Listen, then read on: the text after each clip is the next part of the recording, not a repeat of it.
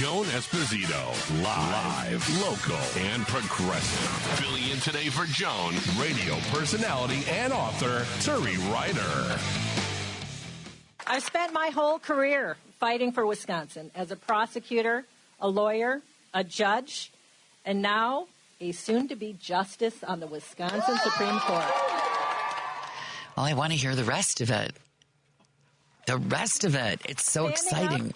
For our fundamental rights and freedoms, protecting Wisconsin families and communities. My promise to Wisconsin is clear. I will be a fair, impartial, and common sense justice on the Wisconsin Supreme Court.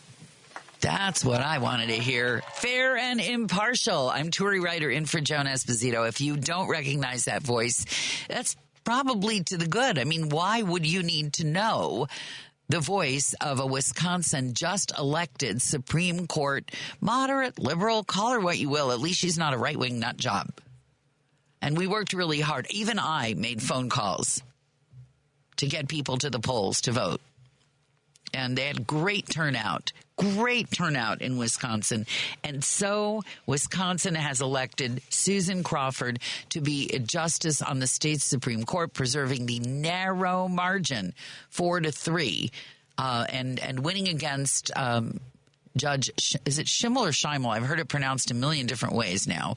But it was, I have to say, when you get a little bit of good news in this political climate, you just hang on to it like it's that life jacket under your seat on the plane. You know, when they give you the announcement, if this, you can blow into this little balloon thing if we land in the middle of Lake Michigan, and you think to yourself, I don't think I'd give that to a kid as a splash pool toy. And then you think, you know what? If we go down in Lake Michigan and I have a chance to get out of here with a little kid's pool toy, well then, by golly, I'm going to hang on to that. That's what I feel about the election news today. You may be feeling the same.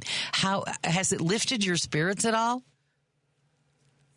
Has it been a moment for you? Because I've been you don't realize how depressed you are about the whole political situation until something good happens and you're hanging on to this, it's like Dumbo's feather.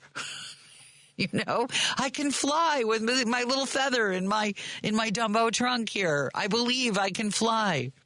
Now I sound like R. Kelly. That's bad. But if you watch that race, that Supreme Court race, with Elon Musk dumping, depending on whose account and whose tally you use, $25 million. $25 million, which is nothing to him. Although here's my hope.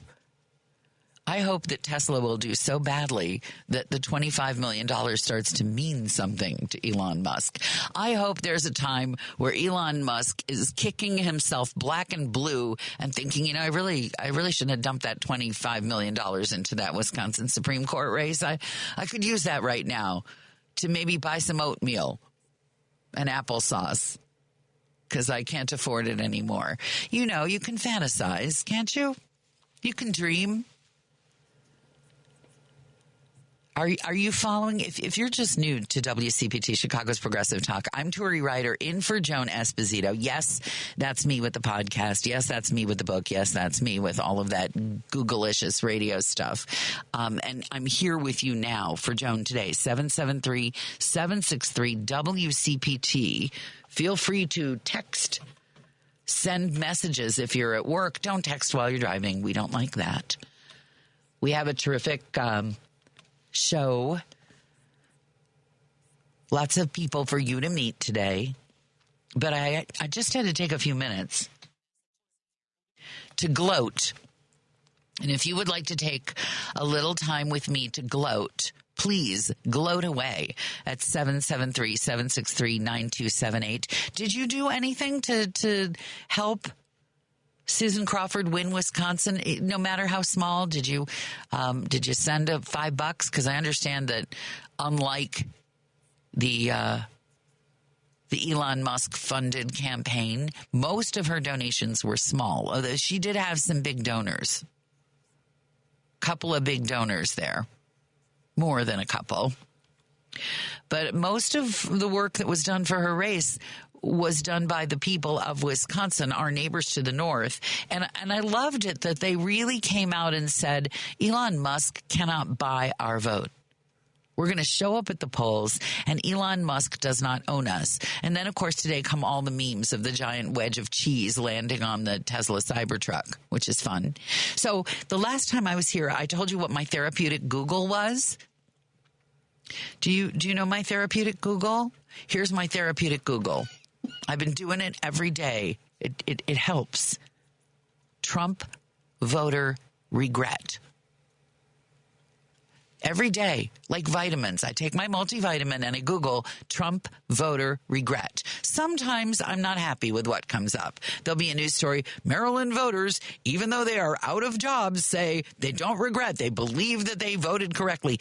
But more and more often, Trump voter regret. Focus group says people who voted for Trump regret their choice. Well, I didn't know he would sow this kind of chaos. No kidding. You didn't know. You had no idea. You kind of wonder, like, was this your first election or nope? Nope. Let's go to Mike in Los Angeles. Mike, Hey. How are you? Welcome. Hey, welcome. WCPT rocks. I've been listening since I lived in Alaska and then moved back here again. And I discovered WCPT because Kudo went out of business 10 years ago in Alaska. But, hey, we should really, really gloat because I volunteered for both campaigns, making cold calls. And we made up the difference. We made up half the difference in both Florida races. Oh, my God. We won those races. We lost them, but we really won. Well, it's true. There were such red districts. They were hugely red. And I believe that the expectation was that Trump's lead was something like, 30% in the presidential? Yep. And the Republican candidates only won by like 10%. Which is still a lot in a tight race, but in bright red districts like those, that's really saying something. What was it like for you making calls during the campaign? Who did you reach? Mainly to friendly voters. There's West Side Democrats here in Los Angeles, but there's also Progressive Democrats of America. It's national. I suggest people join that.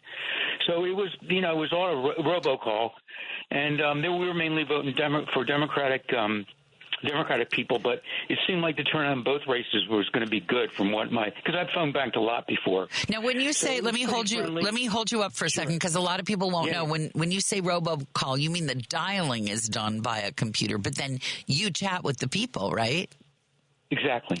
And what were those conversations like, Mike?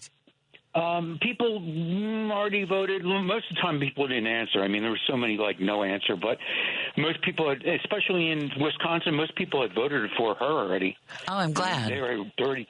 That was yesterday. But even the week before, it was pretty positive. People were going to vote for her. They already knew about it in Wisconsin and the Democrats, and a lot of no answers in Florida. But they were pretty positive in Florida too. So now, did you hear people? Because this was one of those sort of the data say, but we don't know.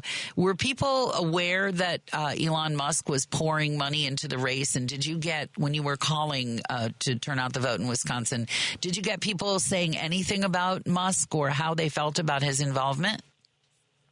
Well, no, the conversation was never that long, but the vibes were they were not happy and they were getting off to vote and they knew about it. And that was the vibes I got. I didn't get directly into Trump or Musk. I worked that angle, and I had a young voter I called, and it was his second election, the first being the presidential.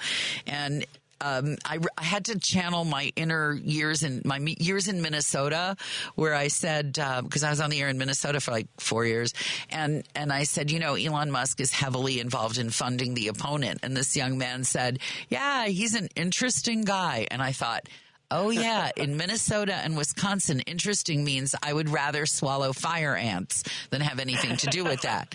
That's what that means. Thank you so much, Mike, for volunteering and for calling. Democrats of America, indivisible.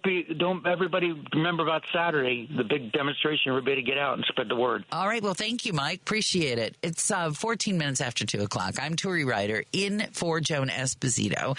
In a moment, you're going to have a chance to meet the programming manager. It's the 41st year of the Chicago Latino Film Festival. And it's particularly important this year because there are a variety of Chicago-made projects on the schedule. So we're going to talk a little bit about that.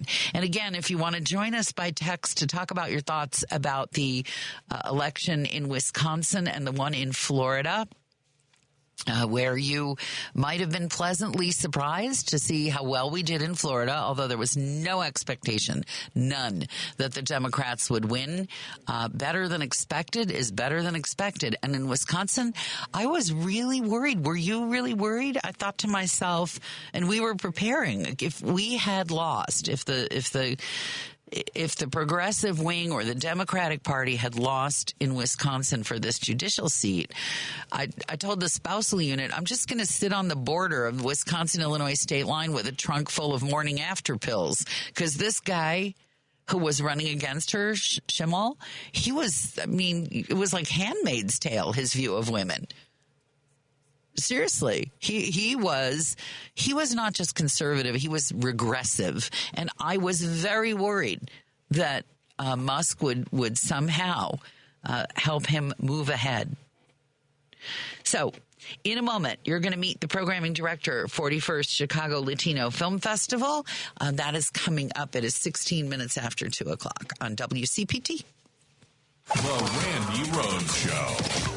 Oh, congratulations to the Fox and Friends weekend morning host, who's now our Secretary of Defense. He's a veteran, everybody. I know, I'm a veteran, too. I'm pretty sure I wasn't on any of Kamala's short list for any cabinet position. But, oh, my God, these pits, it's almost like, well, there's a word for it. It's called patronage. Right here, right now on WCPT 820, weekdays 7 to 9 p.m. Central Time.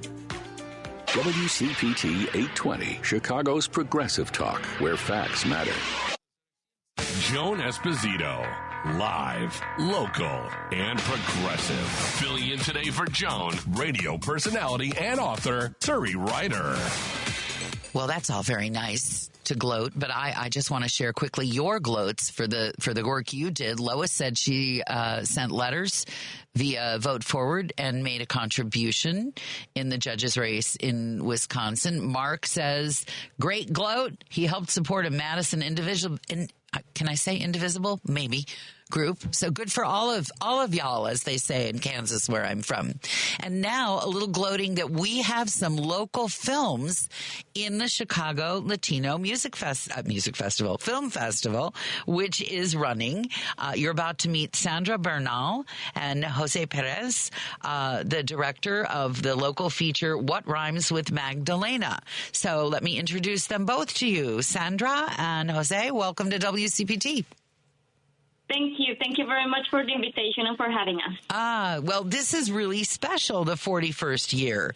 Mr. Perez, would you tell us a little bit about your film? Yeah, my film's about this poet who decides to revisit all her exes in a single night right before she has to make this pivotal decision in her life.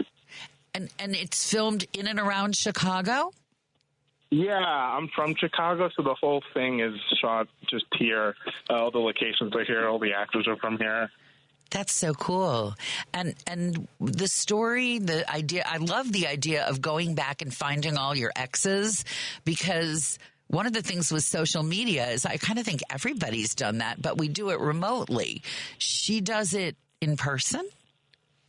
Yeah, she does this big masochistic urge to revisit her exes in person and kind of confront them in person. And I thought that was a really entertaining way to get into bigger themes about relationships and marriage and stuff like that. I have to ask you personally, because in talk radio, having a personal connection to the topic is everything. So have you had that moment yourself where you thought, I really want to revisit that relationship? Is that something you've done personally? I think here and there, I think I try to maintain good terms with any person who's been in my life, but I found it fascinating when you can't, when that's no longer possible. Like, what does that look like then? The estrangement is just an interesting, I think, topic for me. Estrangement is the thing about it. That, you know what? I could see that. And you wonder why. I think any of us who settled with one person later in life have some relationships we've maintained, and somewhere we wonder, and somewhere even if you try, you couldn't reconnect. And I guess the big element of surprise, because the show is running on Friday and Sunday, right, at the Landmark Theater. Is that right? Is that accurate? Yeah, that's correct. Yes. It's playing at the Landmark on Friday at 7, and then on Sunday at 3:30. So it would be giving the game away to say what is the decision she has to make before she. And I won't, because I don't know, because I haven't seen it, but I'm hoping to. Talk a little bit about. Ms. Bernal, would you talk a little about the film festival and its history and how it came to be where it is and what it's like now, and just say more about the Chicago Latino Film Festival? Yes, well, thank you very much for this time. It is important to highlight that the Chicago Latino Film Festival is the longest-running Latino film festival in the United States. So we are super glad to welcome this 41st edition that starts tomorrow. And where are the films from?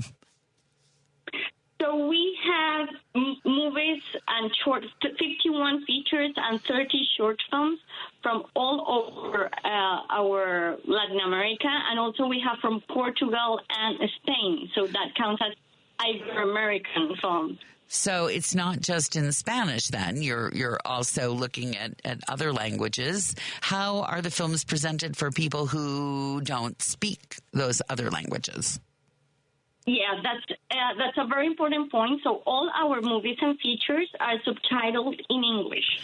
So regardless if they're Spanish or Portuguese or even other languages, we're going to make sure that all of our Chicago audience make sure that language is not going to be a problem. That's really, so when you say other languages, do you have any films that are in indigenous languages from those areas? Yes, actually, yes. We do have one movie from Peru that also includes some indigenous dialects on it. So, yes.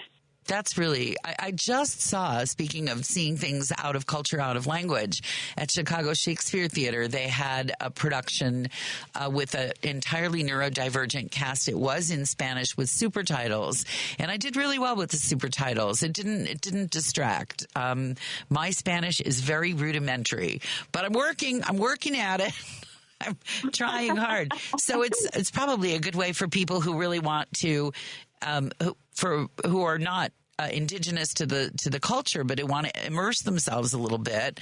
That might be a really good way to do it, I would imagine. What kind of feedback do you get from people who are not necessarily of the culture of the film that they've come to see? What do they say about it?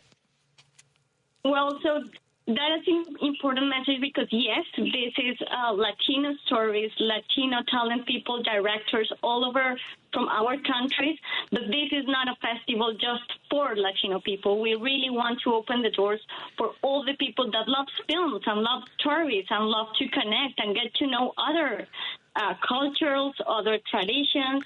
So we have brought 13 world premieres, and we have 20 North American premieres on our festival. So it's full of new brand, new productions coming from different countries too, and they will land in Chicago. That's great. And Jose, By the way, I love the title of your film. Can you talk a little bit about how you came, because it's not going to be easy to fit on a marquee there, What Rhymes with Magdalena. How did you come to choose the title? That's the easy one. And what was it like for you to be in your home place filming? I mean, did people keep running up to you going, hey, I know you, or how did it go being in your home place and a place where we don't often have movies filming? Yeah, I mean, the title is like a reference to the fact that she's into poetry and she's trying to find like where she fits in, you know, in her relationships and in life. Like, what does she rhyme with? And that the fact that the name also has like this language part, which is like there are not a lot of easy rhymes for that name and her last name in like English.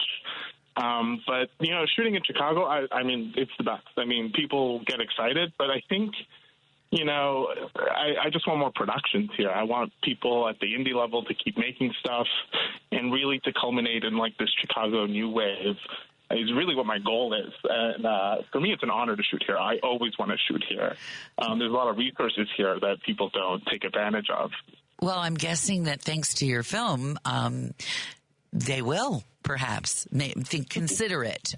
Chicago, I'm a SAG-AFTRA member. I love it that there's a lot of union work here. The station is partially SAG-AFTRA. I love that about it. And there is everything here, and we're getting more. I guess you know that we're in the process of building a movie scoring studio here. You're probably aware of that. But Chicago's really making an effort to bring more aspects of the industry. If you had a choice, if there was something missing that you could magically place in Chicago that would make it easier to make movies here, what would it be? Honestly, I think people flee to the coast too often, and we have all that. I think what we really need is like an avenue of distribution and a way to guide filmmakers to distribution. And I think places like the Latino Film Fest are places that can do that, and like I think we need more of that. We need more of that infrastructure because people can make movies here all day long, but they want people to watch them. You know, I think that's the ultimate goal. Yes. Well, you know, to state the obvious is sometimes really important. I mean, it's true. And have you noticed post-COVID that people are just sort of, how is it for you? Are they coming to the theater or do they like, I'm going to watch it at home? How are you sensing that audience? I think people are hungry for movies. I mean, like when people, like all theaters right now, currently they're doing like movies that have already played that are 10 years old, 20 years old, because I think you get a sense of community when you sit in a theater and watch it with people and laugh with people and like, you know, cry with people. I think you can't replace that when you're just watching it at home. Like movies are ultimately very social. That's interesting that you would. I mean, for me, it's live theater is the one that I feel is social, but I have a lot of movie buff fan friends, and they would be right there with you. We have a little clip from the movie. Do you know which one we have here? Lady B is about to play it, and then maybe you'll speak a little bit about what we've heard. So here we are. This is from What Rhymes with Magdalena, which is going to be playing Friday night and Sunday matinee as part of the 41st Chicago Latino Film Festival, which, by the way, you can Google online and get the full schedule. Here is a sample. My name is Magdalena Coyotecate. But commitment is not the same thing as love. Like, you can have other commitments and not get married. Mm-hmm. For the last month, I haven't been able to sleep. I don't waste time on exes. I don't drink, I don't smoke, I don't drink any coffee, I don't fight any wars. I'm not letting you do this. I don't sing anymore. I kill all my houseplants. I forget to text back. You know what you are? You are a perfect circle with no edges all around. Anytime I needed a commitment from you, I didn't get that. Right, because good people, they're allowed to sleep with bad people. Mi mamá dice que tengo alma de mantequilla, suave como una flor. Well, the past is a curious creature to look her in the face. Wow, you haven't changed a bit. You're exactly the same. Beso de la muerte, mordida con amor. She's still right. I love I kill all my houseplants. Can I just say? So that's the trailer, right? That we just heard a piece of there. Yeah, that's correct. That's the trailer. So there's a lot of humor in this film. Yeah, I think there's humor inevitable in those kind of. I think you have to have humor. It's just naturally there to kind of offset the heaviness of the drama. Because ultimately, I think it is a kind of a painful process to like look at your relationships and like take the accountability and, you know, suffer a little bit to then become a better person for others and yourself. I love the way you put that. Now I'm thinking maybe she's going into a convent. I'm trying to imagine, what is she doing? So I'm gonna have to go see the movie, it looks like. So tell us where that will be, because I've already mentioned it's Friday night and Sunday matinee. And then Sandra, if you will just tell people the website specifically where they can go to learn more about the 41st Chicago Latino Film Festival. Why don't we start with the actual theater where this particular movie will be, Jose? Yeah, that's so all of our movies... Oh, wait a minute. Jose, go ahead. Sorry. That's the Landmark Country Cinema. That's on Clark Street. Okay, and it's a beautiful theater. And you will be there for both screenings, is that right? I will be there for both screenings. Come say hi. I'll be doing a Q&A after both screenings. That's a special thing about the festival. And Sandra, where should people go to get the full schedule? Yes, so all of our people can check ChicagoLatinoFilmFestival.org. We are having over 50 guests that will come to have Q&A, so just as Jose, inviting them all to come from the 3rd to the 14th of April to the Landmark Center Cinema. Wonderful. So starting tomorrow. So figure out which ones you want to see and then go. And can people buy a pass to the whole event? Yes. So the idea is that you can get tickets at the entrance, or if you want to plan it in advance, on our website, you can get some tickets online. And there is also a passport that you can buy. That's going to be 10 tickets. And then you will be able to use it as you want. That's perfect. Thank you both so much. I'm looking forward to seeing the film. I'm glad you shot it in Chicago, and thank you for being generous with your time. All success to you. Yeah, thank you so much. Thanks for You're having welcome. us. You're welcome. WCPT Chicago's Progressive Talk. That was Sandra Bernal, Say Paris, who are in the mix, and you can see their work. Just look up Chicago Latino Music Fest. Why do I keep saying music? A Lifetime in Music, I suppose. Filmfestival.org will get you there. It's 2:32. This is Chicago's Progressive Talk, 820 AM, WCPT Willow Springs, and online at WCPT820.com, where facts matter. Joan Esposito, live, local, and progressive. Filling in today for Joan, radio personality and author Turi Ryder. Oh, sweet.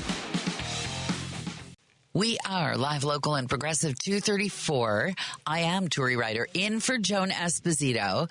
And I'm going to introduce, it seems like it's a very cultural agenda that we have today. But that's also because in times of distressing politics, you really need your culture to nourish you and support your progressive or your progressive views, or your concern for the world, your concern for the country. And I want to introduce you in a moment to Jeremy Wexler. He's the director of a show that's come to us from New York, Prayer for the French Republic. It's going to run at the Northlight Theater. It opens on Sunday, I believe, is the opening night. And it is, the reason I knew that it was coming was there are a series of city talks about issues that are brought up in the play. So the city talk that you might have heard if you were attending last week was a professor who talked about anti-Semitism in France before, during, and after World War II, and how that nearly destroyed community was rebuilt. This show, Prayer for the French Republic, I'm gonna introduce you to Jeremy Wexler, who will tell you more about it and how and why it resonates with the environment now and the concerns that we're seeing and the balancing of civil rights and academic freedom and anti-Semitism and destroying communities. So with all of that just dumped on his poor artistic head, Jeremy, welcome to WCPT. Glad you could join us. Absolutely. Thrilled to be here. Oh, good. And we've pulled you out of rehearsal, so I want to make sure every second counts here. First, would you talk a little bit about the play and its significance, just where it's set then and what it means now to you as you look at it as a piece of art? Sure. So Prayer for the French Republic is set in over 5 generations of a family living in France, a Jewish family. Part of the play takes place in 1944 and 1945, and the second part of the play takes place in 2016 and 2017, concurrent with the rise of the first Trump administration. And the play was written in 2017 and 2018, and so this was kind of inspired by initially the Charlie Hebdo bombings in France, where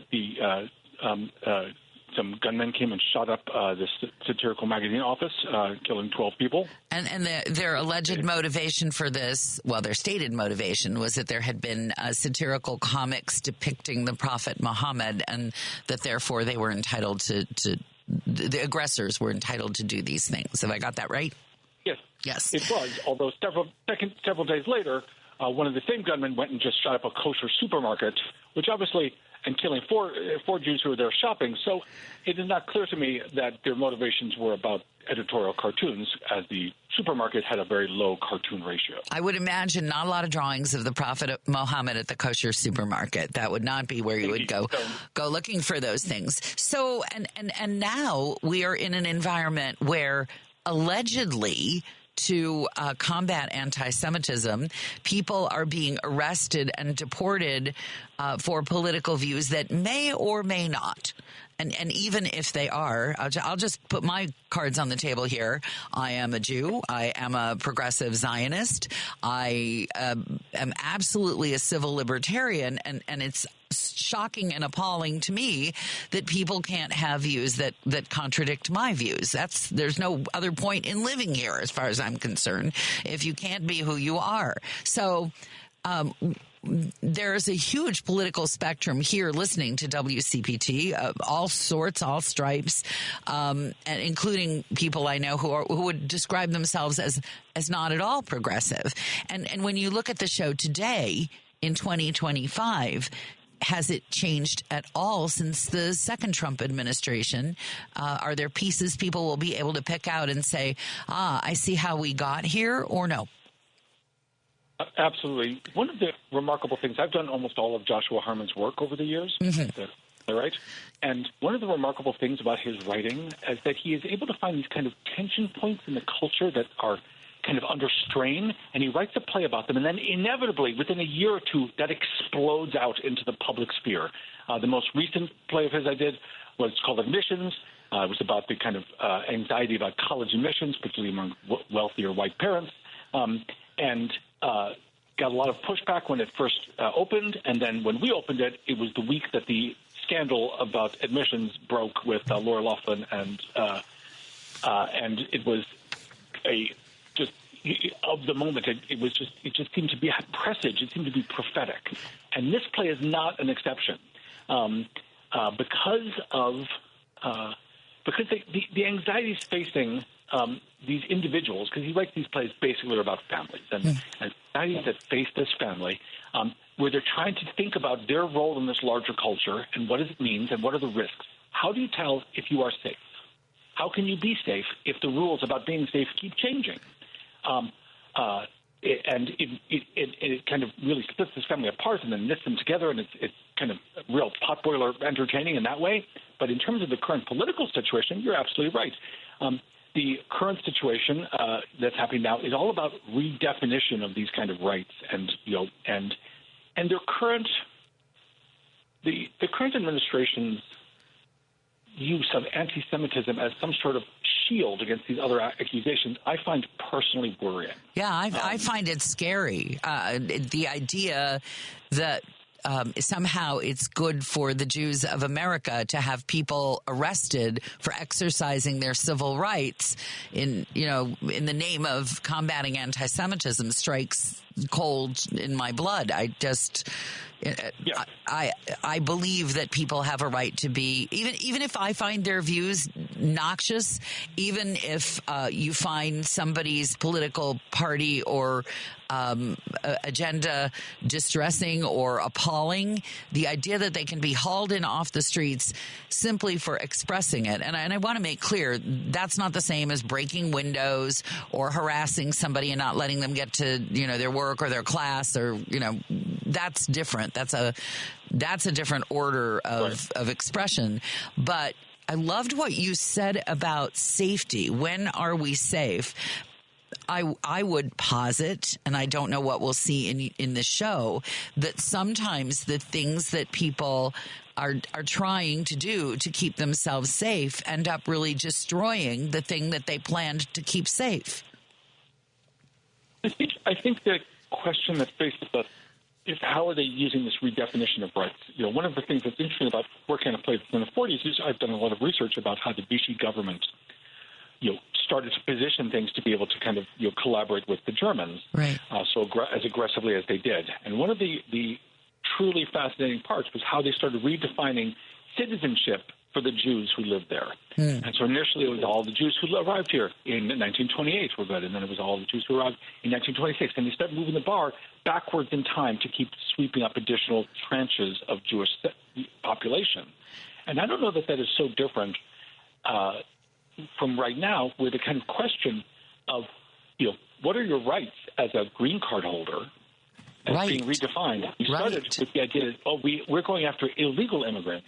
And over the last 5 weeks, the rhetoric has changed to immigrants. It's been substituted in.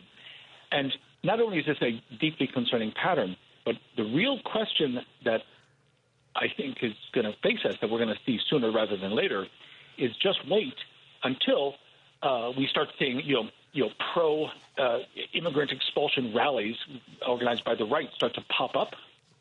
And I promise you it'll only take those guys 5 minutes to get to death to Jews. It's not, they can't separate these things out. These the same people who want it. I think you're right. When you start, and it's amazing to me how many people can sift out so that the civil rights that they're protecting are only the ones that apply to them. And the minute it's inconvenient for them to give somebody or to accept or support somebody else's right to be even obnoxious, if that's what they want to be, all of a sudden, that becomes okay. I will say that I joined the ACLU. This is going to really horrify some people, but when the Nazis wanted to march in Skokie, which I found, of course, disgusting, shocking, appalling, upsetting. Nevertheless, that's when I joined the ACLU as a younger person, because it was clear to me that if I didn't stand up for people whose views I found as far towards unacceptable as they could be, then how could I claim rights for my own that other people didn't want to keep safe? Did you happen to attend the city talk given by the professor at the Sorbonne about what it was like to be in the community in France during the rise of Nazism there?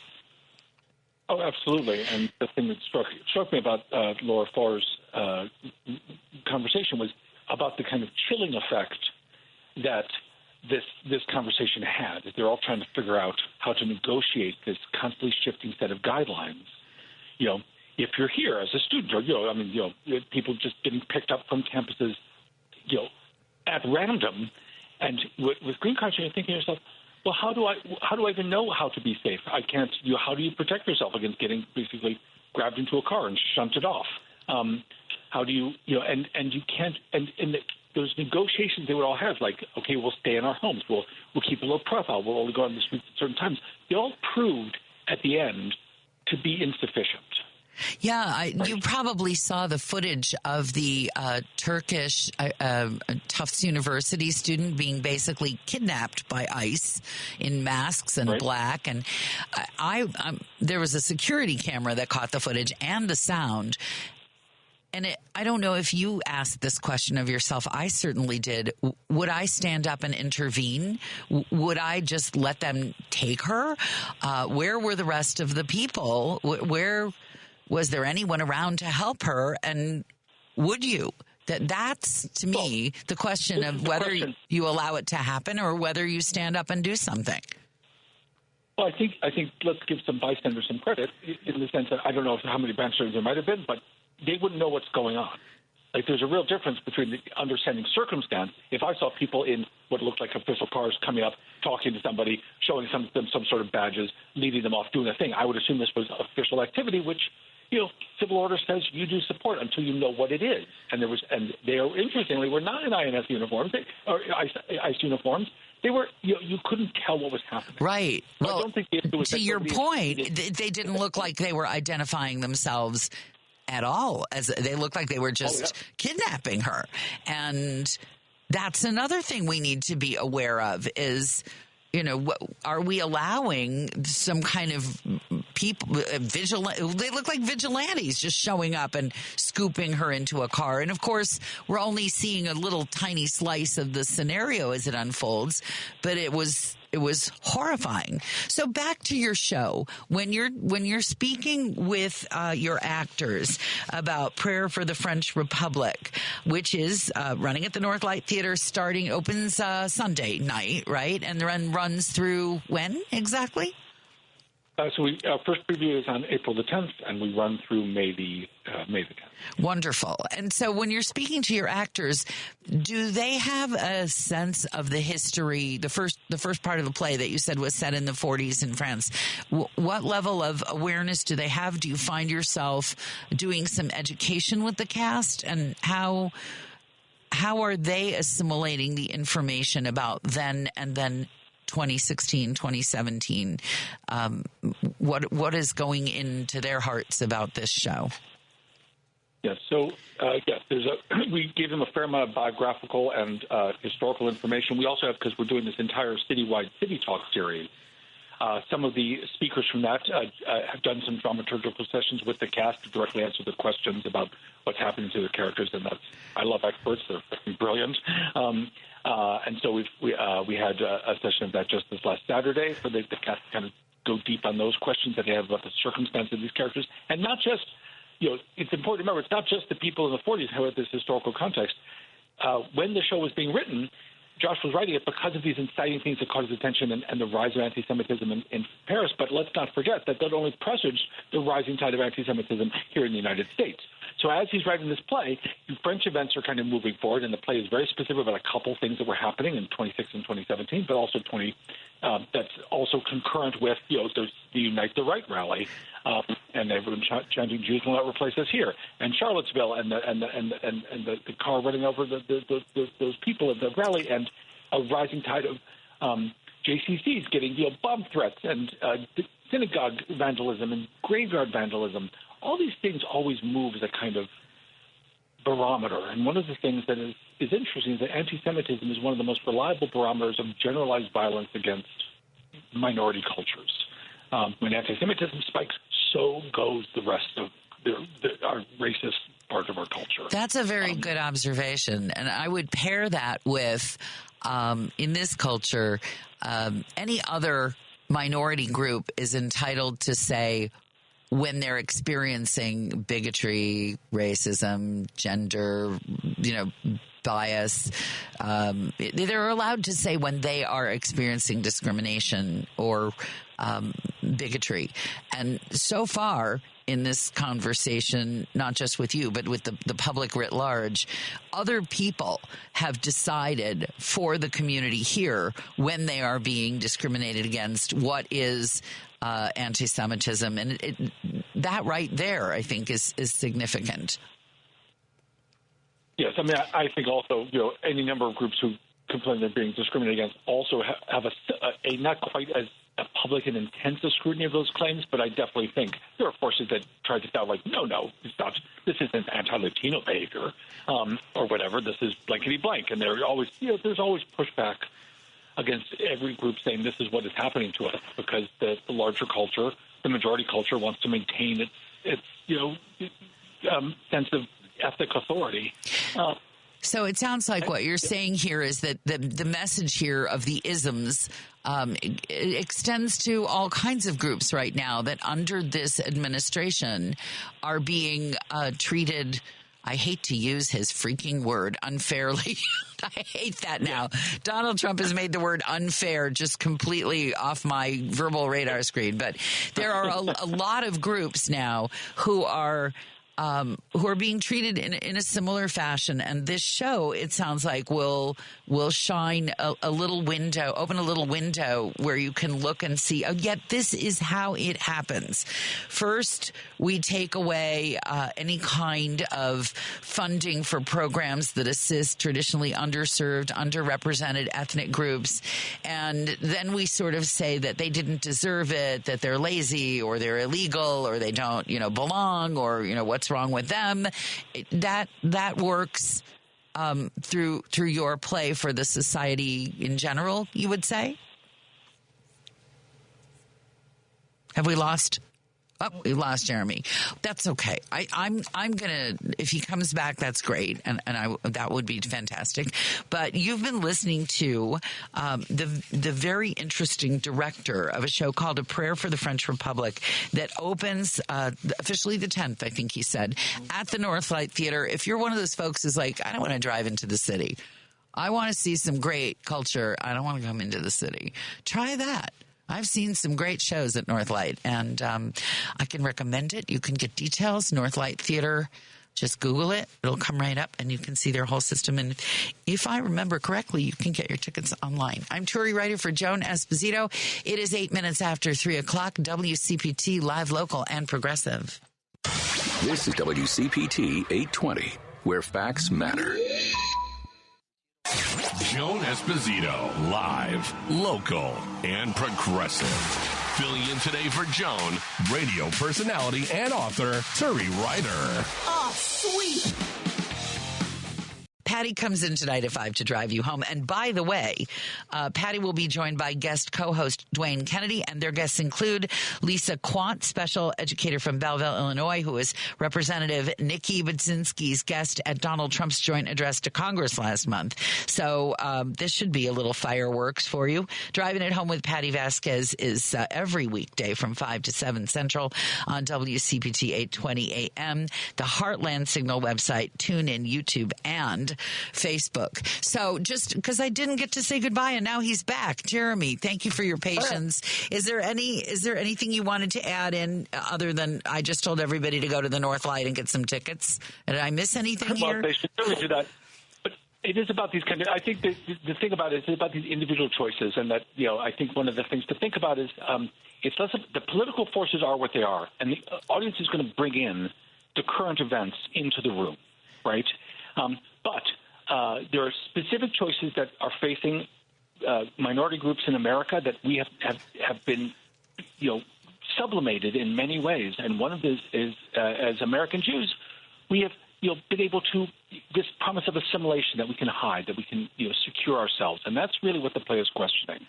When the Tree of Life Synagogue happened, Josh went to this service at a synagogue, and the rabbi said, I think the events of this last weekend should be a reminder to us all that to be Jewish and American is to be white until you are not, which is a phrase that really has stuck with me. Yeah, I could see that. And this is this is in its way a universal show because the number of minority groups currently under attack is quite high. And growing. And growing. Yes. But the question that faces all is not the larger political question. The question is personally, what do we do? How do we protect ourselves? How do we protect our family? And how do we live our regular lives and all the other things that exist? And that's really what the show is about, is these personal decisions that this family kind of has to go through. And it's actually quite trenchant and funny about how they're trying to negotiate these larger political currents that are moving against them and sweeping them out, and what do you do?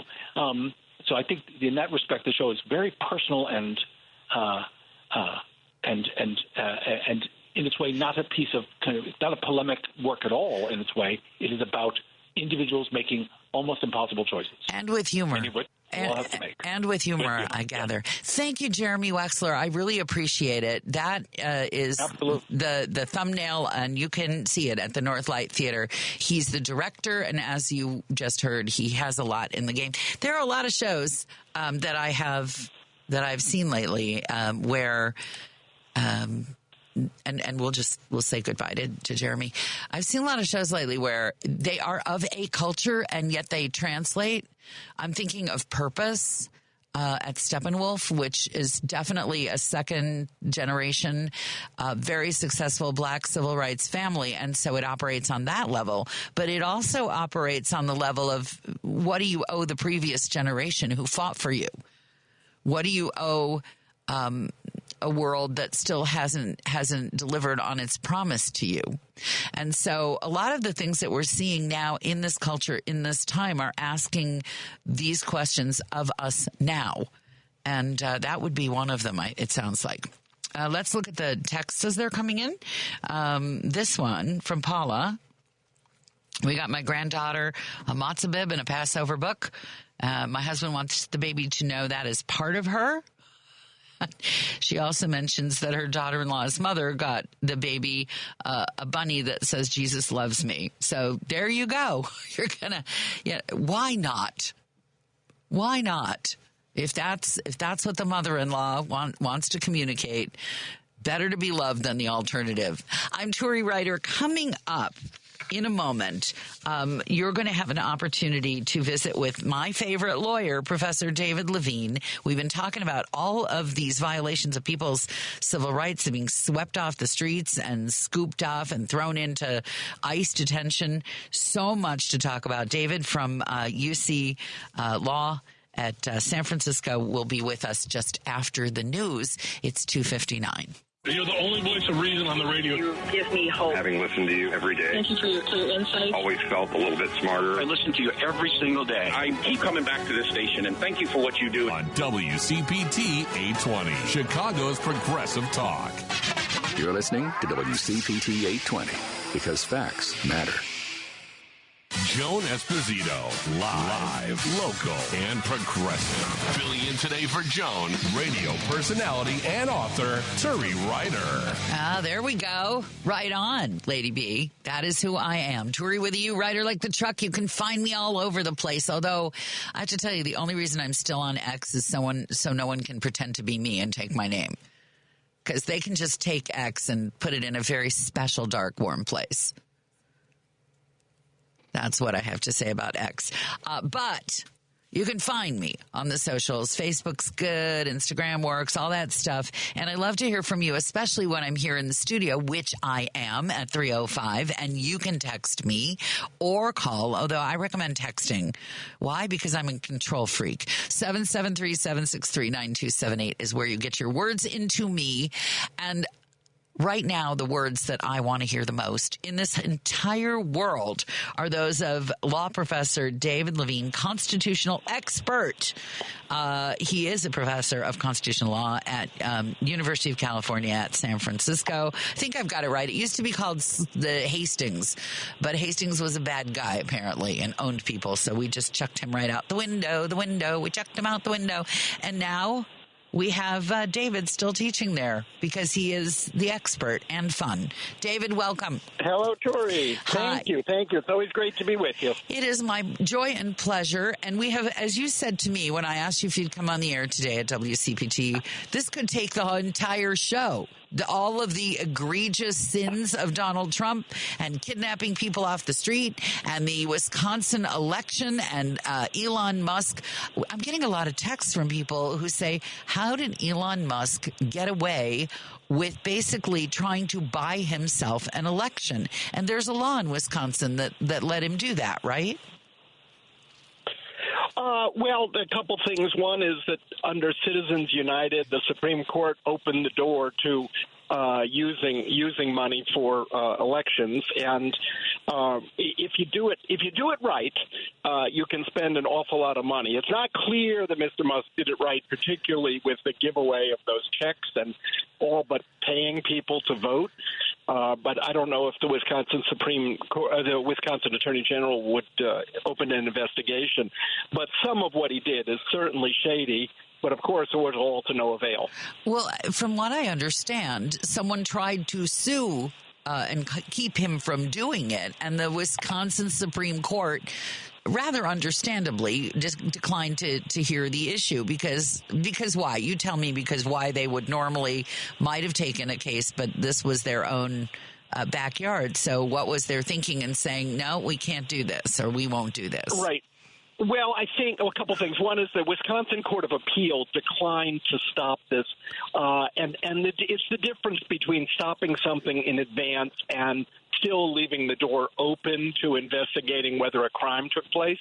And so I think the Wisconsin Appellate Court just didn't think that there was enough to stop somebody's arguably First Amendment right to use their money, whereas you could clean it up later. And then I think the Wisconsin Supreme Court didn't want to intervene when, after all, the very topic was who is going to be the next member of the Wisconsin Supreme Court. Indeed, they might not even have the votes because the number of people who might be required to issue a stay just might not have been there, given the closely divided court you've got in Wisconsin.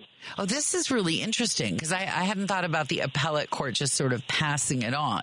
So what you're saying is, if I understand you correctly, they may not have wanted to rule on it beforehand, but is it possible that Elon Musk could be in trouble after the election for doing what he did? Like, let's let it roll and go after him later. Is that a possible scenario?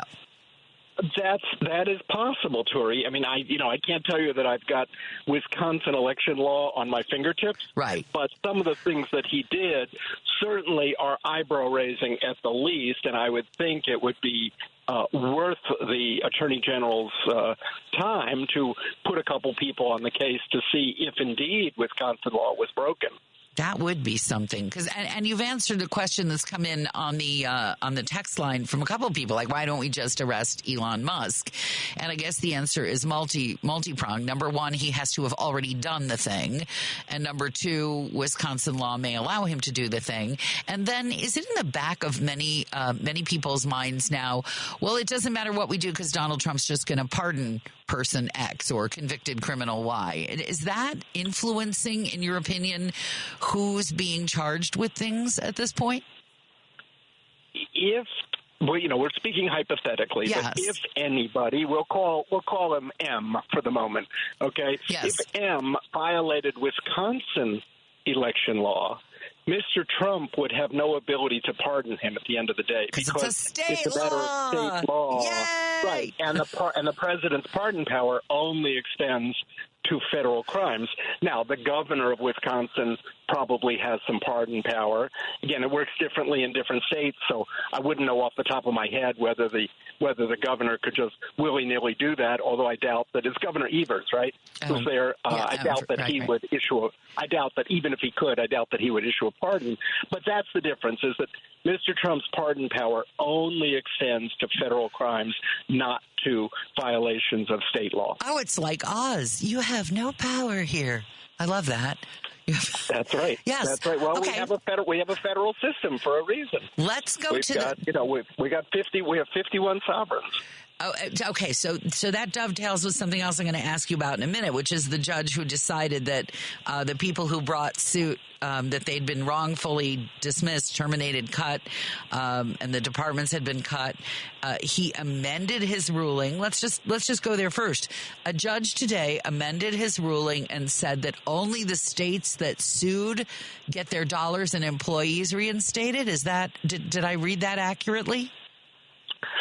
That's been a matter of controversy. The issue has been whether or not, when a case is filed in federal court, in federal district court, whether it's the Northern District of Illinois or the Eastern District of Wisconsin or where I am, the Northern District of California, whether a judge can issue an order that would be applicable across the nation against the federal government.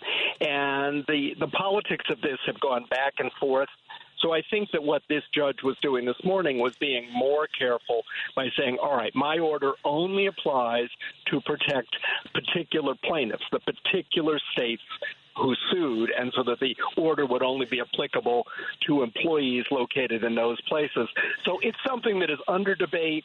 The U.S. Supreme Court currently has one or two cases where the Trump administration has asked for relief from this nationwide injunction ruling. Not this one, but one of them. So I think this is a judge sort of looking ahead and saying, well, let me stay out of the way until that question gets resolved. But that nationwide injunction issue has gone back and forth particularly for the last about 9 or 10 years. Whether it's appropriate. I didn't realize that it wasn't new because the Trump administration has been so vocal about, how dare these judges issue nationwide injunctions. And it's been a conversation now for 9 years, but the Trump administration acts like it's just already a decided thing that you can't do it. And of course, that's quite right. That's quite right. Yeah, at least for 9 years. I mean, we don't have time to go through the whole history. It is actually kind of interesting. But when, say, a lone judge in Amarillo, Texas, lone federal judge in Amarillo, Texas, issued an order restricting the availability of mifepristone. Right. You didn't hear any Republicans saying boo that was a nationwide order. So it's very much whose ox is being gored. But the Supreme Court has to make a ruling on this one way or the other. Well, we do need a clear rule. So let's wander over to the Supreme Court a little bit, shall we? Sure. I am a pessimist. The spousal unit, whom you know, with whom I live, is optimistic. Mm-hmm. He thinks that there are actually enough people on our Supreme Court to rein in the Trump administration and who prefer constitutional government to a fascist dictator. I'm not sure I agree. I think there are people, as you point out, if it's somebody else's ox being gored, they believe there's some greater force in play here. Some of them for religious reasons. 2 of them I can think of for religious reasons. So, right. What do you think? Well, it takes 5. Look, it takes 5 votes to do anything. What Justice Brennan always said was the most important word in the Supreme Court is not equal, justice, or law, but the word 5, the number 5, because you need 5 votes to do anything. I guess I'll be Goldilocks here. Not too hot, not too cold, somewhere in the middle, which is that I expect that the Trump administration will win some of these appeals and they're going to lose some of the appeals. So something like birthright citizenship, I think the administration is on extremely shaky ground in trying to overturn the Constitution on those grounds. But there may be other issues where the administration may win. They may lose at the lower courts, and it might be that 5 or 6 justices will come together and say, well, actually, the president has enough power to do whatever he wants to do. So I think it's going to look like it'll look like hopefully not hopefully not the win-loss record of the Chicago White Sox, but maybe Los Angeles Dodgers. Tell me who you think what would be the most damaging to our society of the ways that the Supreme Court could rule in the cases that are coming down the pike. For my money, it would be, can they decide that Trump can cancel money that's appropriated by Congress? But I'm not the law professor. You are. What would be the worst decision for the case that he could make? Well, certainly that is one that, theoretically, that was settled under the Nixon administration, but that would be one that the idea that you would be emasculating Congress so that even if Congress has appropriated money, then the president can ignore that. That would also relate to things like these firings or purporting to close offices like USAID or the Voice of America, things that are baked into legislation. It's not at all clear that the president can just decide that, nope, that's not going to exist anymore. So certainly that would be a big area. To me, one that I'm watching for is the idea that that Homeland Security can snatch people off the street and send them off to El Salvador or wherever without any modicum of due process to make sure that they indeed have somebody who is eligible to be sent away from the country. We don't know whether mistakes were made, but certainly the kind of people that there are lawyers who are saying mistakes were made, and indeed the administration even admitted one with respect to somebody in Maryland. But now their position is, oops, he's in El Salvador. We can't do anything about it. Nothing we can do. Well, of course, there are a lot of things that they could do if they wanted to, including just asking for him back. That would be one thing they could do. We're paying El Salvador to take care of those prisoners. That's right. And if they're honest despots, they ought to stay bought. And if the people who are paying the piper say, "Please return the person," they should return the person. Right. So if you can return a casserole dish to TJ Maxx because it doesn't take heat well, you should be able to get a prisoner out of El Salvador. Same return policy. Sorry, this isn't working for us. Exactly. Give back our legal resident. So in a moment, if you'll hold on, I want to ask you about President Trump's executive decision that there just is no such thing as unions in the federal government anymore, and also the chicken-livered law firms who have capitulated to Trump's war on anyone who ever employed anyone who ever went up against him. So stand by. You're listening to Professor David Levine of the University of California at San Francisco Law School. He is a constitutional law expert and my friend. 18 minutes after 3 o'clock, WCPT. Stephanie Miller. Bob Cesca joins us now. Oh, God, shut down the internet. Can we just shut it down? We just got to unplug it. We need a timeout from the internet. Yeah. All of American society. I think, you know what? I say that half jokingly, but the other half is like, yeah. As someone who worked his entire career on the internet, I feel like we just weren't evolved enough. We weren't ready when it came along. Came along way too soon. Stephanie Miller, weekday mornings 8 to 11 on WCPT 820. Alexa, play WCPT. WCPT from TuneIn. Joan Esposito, live, local, and progressive. Filling in today for Joan, radio personality and author Turi Ryder. 20 minutes after 3 o'clock, I am Turi Ryder. And if you want to meet me in person, it's not going to be hard to do. I will be joining the broadcast team of WCPT May 3rd. Tickets are sold out, but it will be broadcast. And if you're one of the people who's already bought a ticket, I'll look forward to meeting you at the anniversary broadcast at Max and Benny's restaurant in Northbrook. So for sure, tune in or maybe find somebody who already bought a ticket and you want it and be extra nice to them and maybe mow their lawn all summer or something and they'll give you their ticket because between 11 and 3, you'll get a chance to hear Hal Sparks, Scott Duff, Joan, who's back tomorrow, by the way, Patty Vasquez, Richard Chu. It's going to all be broadcast live with special guests. I don't flatter myself enough to think that I'm a special guest. More of a hanger-on. The event is sponsored by Fazio Insurance, Smart 265, the Democratic Party of Kane County, and Southland Friends of Labor. Mwah to all of you for sponsoring the party.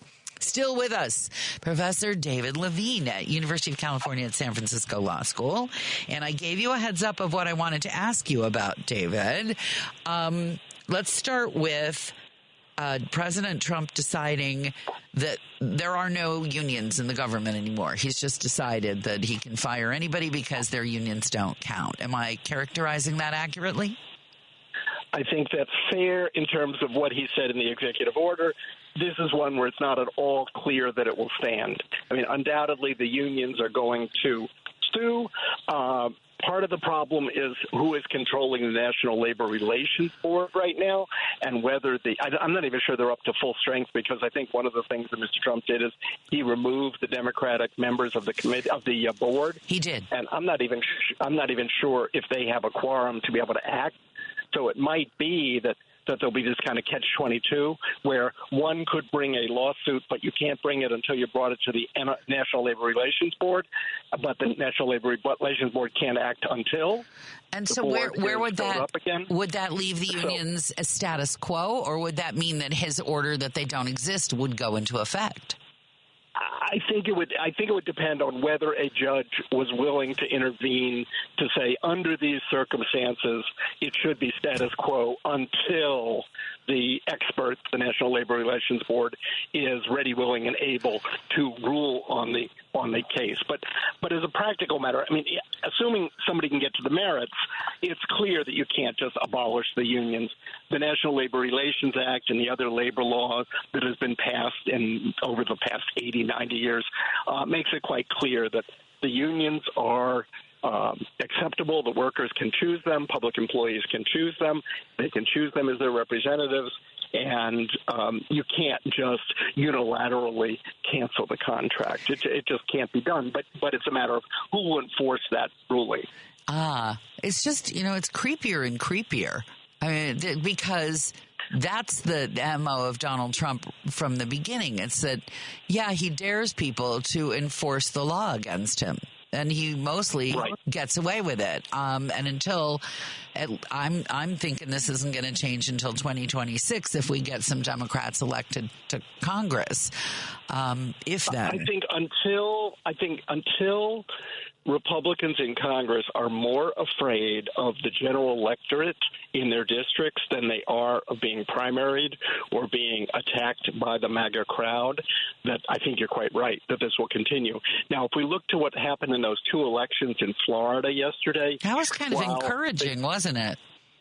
Right, because even though the seats were held by the Republicans, and so that it doesn't change the balance in the House, the margin of victory in both of those was so much smaller. Those were districts that just in 2024 went hugely for Mr. Trump, and basically those margins were cut in half. Yes. And so you've got a large number of members of Congress, Republicans, who are in districts where they carried the district a few months ago by less than, let's say, for sake of argument, 15 points, which was the shrinkage in the margin. Those are people who really need to be nervous. We will be talking more about that later in the show, and also because I'm a little concerned that the Democrats can't just win on the party of we're not Trump again. But that's another conversation. Let's talk about something else in your specific area of expertise, chicken liver law firms. Law firms that once employed, in some cases, people who sued Donald Trump or represented people who sued the government of Donald Trump or anyone he just flat doesn't like. You want to outline for people what he's done to exact revenge and how some law firms are standing up against and some are capitulating? You want to paint that picture for people? Sure, absolutely. Well, Mr. Trump has issued executive orders specifying particular law firms that have caused him ire. For example, the law firm that represented Jack Smith, the former special prosecutor in the January 6th case and in the Mar-a-Lago documents case. Targeted them. He targeted Doug Emhoff's law firm, Kamala Harris's husband. And they capitulated. They rolled over. They're the ones who capitulated. Yes. Right. So you've got a handful of the firms. All right, wait, you know what? I got ahead of myself. What did he physically order these firms that they could or couldn't do? Why will it hurt them? And when the firms capitulated, what did they agree to do? Because we haven't painted it out thoroughly, and that's my bad. I apologize. No, sure. All right. So what the executive orders, almost all of them say similar things. This law firm has done something bad, and they'll specify. But it's all about retribution, number one. Number two, what it does is that it purports to lift the security clearances of lawyers who work for the law firm, which makes it extremely difficult to represent clients in a lot of the work that takes place involving the federal government. And in at least some of these cases, it even purported to ban the lawyers and the staff members from accessing federal buildings. So what it does is that it's a kind of a missile that makes it very difficult to represent clients. And so that a firm like Paul Weiss, which was the first one to capitulate, they were starting to hemorrhage clients saying, look, you can't represent me if you can't go into the buildings, if you don't have security. You can't represent me. I'm going to have to go somewhere else. And so that in an attempt to limit that bleeding, the chairman of Paul Weiss, people from Wilkie Farr, and then one more, the third firm, I can't remember now. Coase, somebody or other. Perkins Coie, I thought, is fighting. Yeah. I don't think they acquiesced. Okay. So a handful of firms have acquiesced, and I think it's going to hurt them very much. And when they acquiesce, what do they agree to do when they say we'll roll over? What do they say that, okay, we're sorry, or what are they agreeing to do? Well, in part, we're sorry. In certain cases, they haven't agreed to fire anybody. They kind of said, we'll never do that again, which would be something like hiring Robert Mueller, who was the investigator in the Russiagate. But the headline-grabbing one is that several of these firms have agreed to do a huge amount of pro bono work, basically on issues that will please Mr. Trump, whether that's veterans work or what. And so far, the numbers have run between $40 million and $100 million of free work. Of free work, but on causes that will please or at least not displease Mr. Trump. And once you start paying tribute, what's to stop? What's to stop him from saying, okay, that was a nice $100 million. Now, for next year, it's going to cost you $150 million. So I do think it's a big, big mistake to acquiesce. And what you're seeing is some backlash, things like clients saying, well, I'm not going to pick you. If you can't fight for yourself, how are you going to fight for me is one. Secondly, you've had young lawyers resigning because of just being so disappointed in what their firms have done. And in certain law schools, Georgetown being the most prominent one so far, the students saying, we're not going to participate in the on-campus interview process, which is one of the ways that these big firms recruit some of the cream of the crop. And so that I do think it's going to end up biting the firms that have decided to acquiesce. In contrast, the firms that have started fighting have been very successful in getting restraining orders from federal courts because these executive orders are so out of bounds. There's they violate the First Amendment 9 different ways. So and let alone the Fifth Amendment and the Sixth Amendment. What is the difference between a law firm with a spine and a law firm with no spine, in your opinion? I think it's probably the senior leadership of the firm, whether or not they have the stomach to fight or not. I think that it's that as much as anything. Like, and again, in the case of Paul Weiss, it seems like the chair of the firm decided he had better go down to Washington and settle this. And in contrast, other firms have said, no, we need to fight. And so, for example, in today's New York Times on the op-ed page, there's a piece by the 3 leaders of one of the very fine, smaller but very well-known firms here in San Francisco, saying, no, you have to fight this.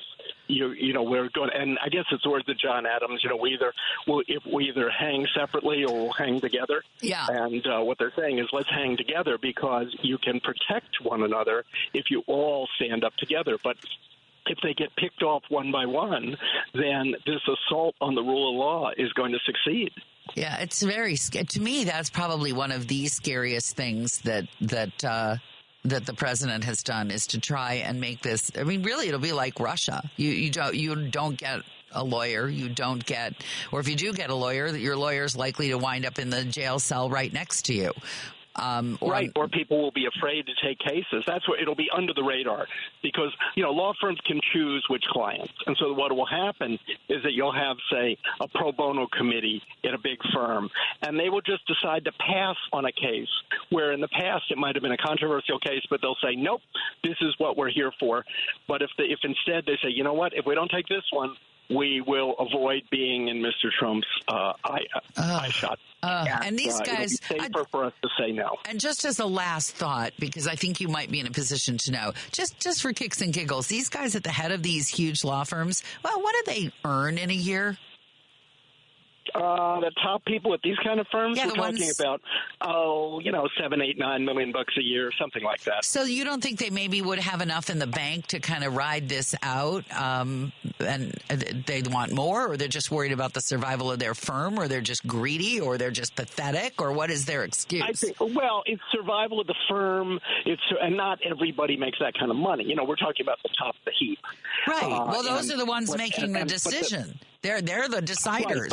Right, but if you're worried, if we go down here, if we can no longer do business and we start to bleed clients and start to bleed partners, then our associates, our staff members, our legal assistants, our janitors will all lose jobs. And so that I could see an argument for saying we had better stop this bleeding on behalf of everybody, not just one individual's pocketbook. I see. But the counter argument is that if you don't do this in tandem and you don't all stand up together to say, no, this is not going to stand, then it's bound to succeed.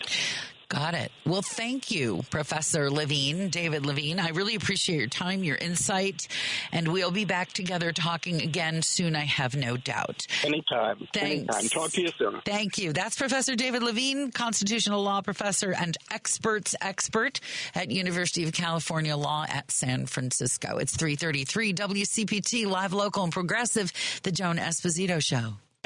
This is Chicago's Progressive Talk, 820 AM, WCPT Willow Springs, and online at WCPT820.com, where facts matter. Joan Esposito, live, local, and progressive. Filling in today for Joan, radio personality and author Turi Ryder. It is 3:35. I am Turi with a U rider like those big yellow rental trucks that you see. You can find me all over the freaking internet, everywhere, except X is a placeholder now because there are certain places of Elon Musk where I would like to put some things. And so it's just a placeholder. Everywhere else you can find me. Facebook, Instagram, Blue Sky. I don't do anything with Threads, but, you know, I've got a weird name and nobody else gets it but me. So there, and your little dog too. Tomorrow on Choose Views, Richard Chu will be here taking your calls and talking to Joan Esposito. Yep, she'll be back in her own show, too. Chicago Teachers Union President Stacey Davis Gates, Pat Devaney, Secretary-Treasurer of the Illinois AFL-CIO, will speak about the We Are One Coalition. It's all happening on Choose Views weekdays from 6 to 8 in the morning, you early risers. And that's Central Time, or as I like to call it, Chicago Time, because we are the world. On WCPT 820 AM, the Heartland Signal website, TuneIn, YouTube, and Facebook. We're everywhere. Tom Appel, thank you for joining us again on WCPT. My pleasure. Tom, you will know is make sure I get the name of your website right. I'm just going to let you say it because he is the master reviewer of all things automotive, but I'm terrible with names of websites and locations. So you give it. Okay. ConsumerGuide.com. That's us. Consumer Guide. Consumer Guide. See, I would have screwed it up, and I almost, after the fact, screwed it up. I'm such a screwer-upper. I wanted you to talk today about Elon Musk, electric cars, Trump's war on electric cars. But today was supposed to be Liberation Day with tariffs. Yeah. And I wanted to, I so much I want to go over. Why don't we flip the script a little bit and start with these tariffs and this realization that Americans are starting to finally come to, even the ones who voted for Trump, that there's no such thing as an American-made car anymore. And anyone who's ever driven from Detroit to Canada knows this for a fact, because you will see the physical trucks and the workers going back and forth. And if you drive Canada, you see the manufacturing plants there. And if you drive Detroit, you know what's there. So where are we with this Liberation Day horse wash tariff stuff that he's selling now? Well, we're at the point where it looks like this is going to happen, and we had all hoped, and the industry had hoped, that this was a bluff and it was a bargaining chip. But right now, live, Trump is talking about signing the bill or the executive order into effect. So, effective this evening, this bill goes live, and I think it's almost immediately. There's a 25% tariff on all imported automobiles to the U.S. And what that means is difficult to sort of take in simply. Does it mean the parts or just the finished product? Because we've all owned, like you probably own a washing machine or a drying machine that says assembled in America from foreign parts. And cars. I mean, I have a Japanese branded mommy van with 200,000 miles on it that is made in Indiana. So what does it realistically mean if there's a tariff on the car? Well, right now it means the car itself, the actual vehicle. However, parts are supposed to be included or added. It's a little bit unclear within 30 days. And none of that sort of matters that much because 25% on an imported vehicle basically means that vehicle becomes unsellable. And one of the things I think that people don't appreciate, I've read so much online, I've read so much in social media where automakers can afford it. And What? That is absolutely not the case. I know that automakers aren't usually the most sympathetic folks in the business world, but the margin on a new vehicle right now, the net margin is about 6 to 8% for a healthy company. That's it. That's the margin. There's no place to put 25%. And that just means that the car has to go up in price roughly 25% to compensate, or it doesn't make sense to sell the car here. What about used cars? Is this going to be like COVID again, where everybody wants a used car because it's the only thing they can afford? Should we all buy our used cars now? Hurry, hurry. If you want to buy a car at all, hurry, hurry, new or used. Used will trail new, but that's absolutely going to happen because people are going to be priced out of the market. And we're seeing already a thing that didn't really get well reported was that the average transaction price in a new car this year has risen about $1,000. So to some extent, dealers saw this coming.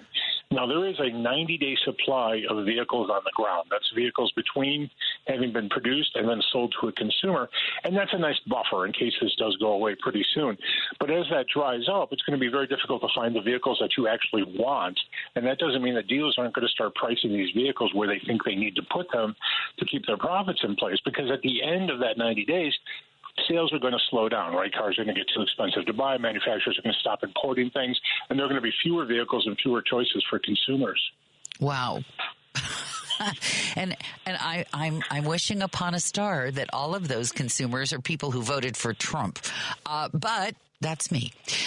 Now, you have a crystal ball, and you have watched the well, you do? No crystal ball over there? Sort of. Yeah, a little bit. Acrylic. I have an acrylic ball. Okay, I won't go there. I won't. I'm not going there. So, I worked with a guy who had, was famous. Oh. Yes. So let's talk about the subsidies that built Tesla. Let's talk about the charging stations that were paid for with Biden's Build Back Better.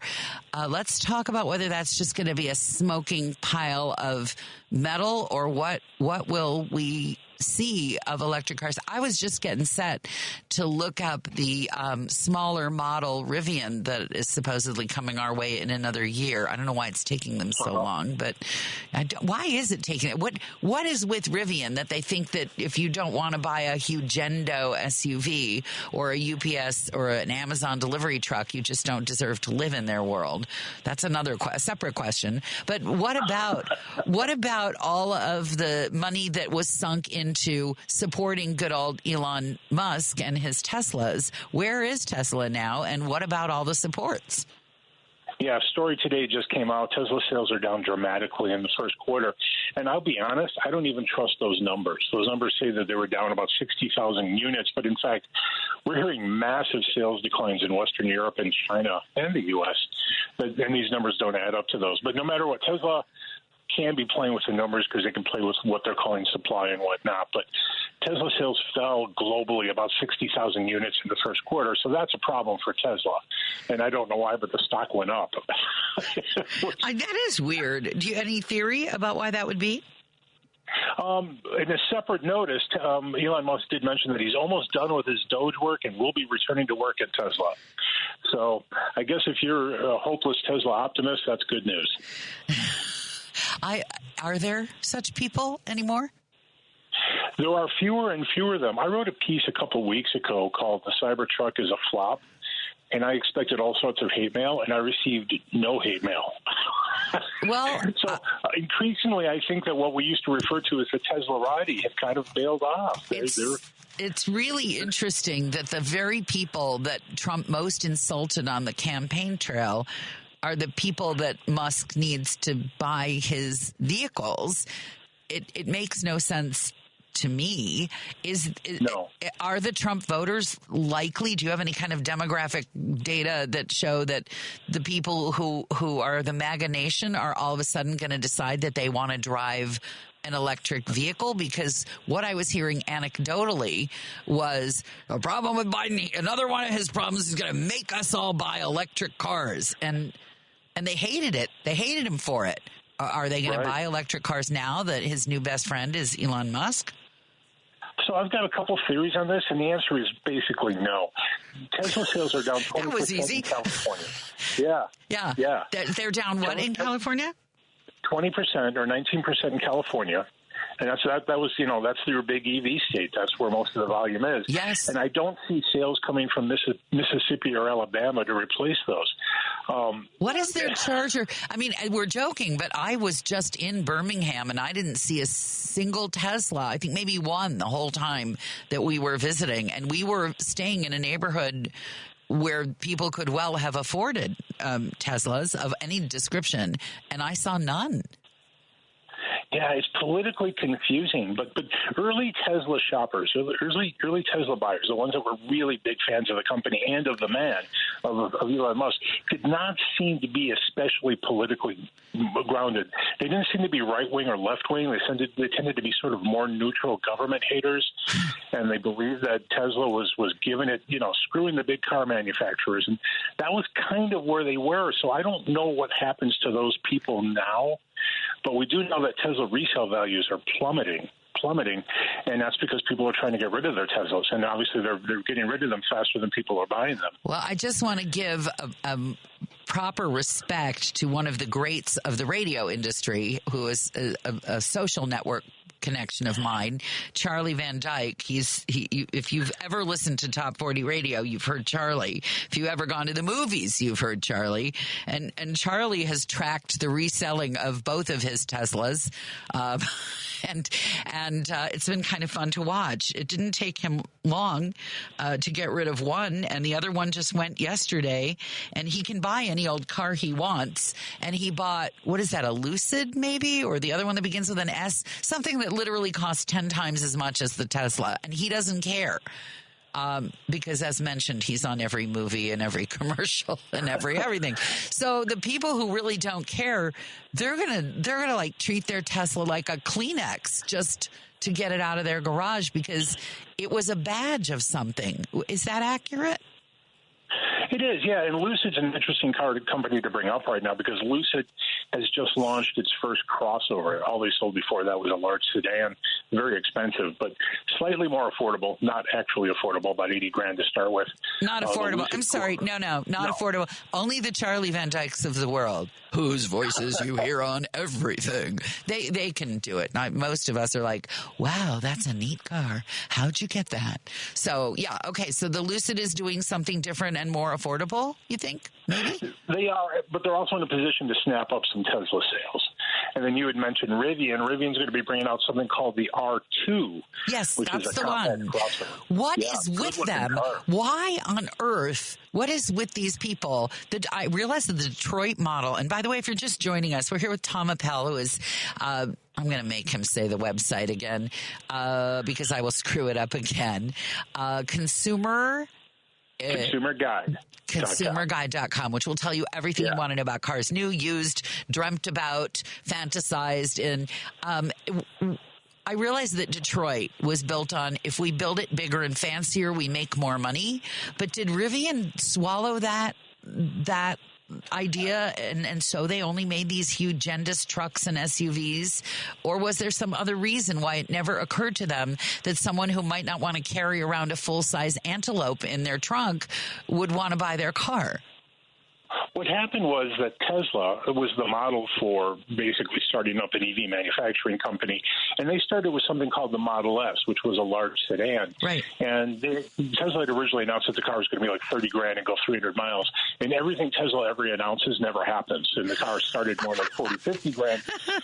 But yes, they did reach their 300-mile range, so that was good. But it was a large sedan. It was relatively expensive, and Tesla was able to sort of survive by the fact that they actually were charging a lot of money for this car, that there might be some margins there. And so every other car company startup after that started with big expensive things because they wanted to be making money on the cars right away. So Rivian started with the big pickups, and then Lucid started with the big sedan. And we keep seeing this, and I don't know why people keep bringing out cars in segments that people don't really buy cars in anymore. Large sedans are dead. So we're both confused. So it's not just me. You're also confused. No. Okay. Yeah, they weren't chasing volume. They were chasing dollars. I feel better. Yeah. Okay. Well, I think we've squared away about as much as we can square away today. Is there a final quick thought you want to give us before I do some more gloating about the Wisconsin race? Because I've budgeted a little time for that this half hour, budgeting with someone from Wisconsin to gloat a little bit. Any parting thoughts about where we are with charging Tesla, electric cars, tariffs? Just watch this place for further instructions, or? Yeah, there's a great irony right now in the fact that we need Tesla more than ever. And that's because the current administration has stopped funding for the manufacture, for the construction of charging systems, charging infrastructure. And Tesla hasn't opened up its infrastructure to other manufacturers, and now you can charge your Ford or your Chevy or your BMW electric car at a Tesla station. So we actually need Tesla to maintain that infrastructure. Oh, man. It's going to kill me. Yeah. Just going to kill me. Thank you, Tom. Good to speak with you. I really appreciate it. Tom Abell, Consumer Guide. Did I get that right that time? Please tell me I got it right. You heard him enough times, and you can go back and listen to this as a podcast if I got it wrong again.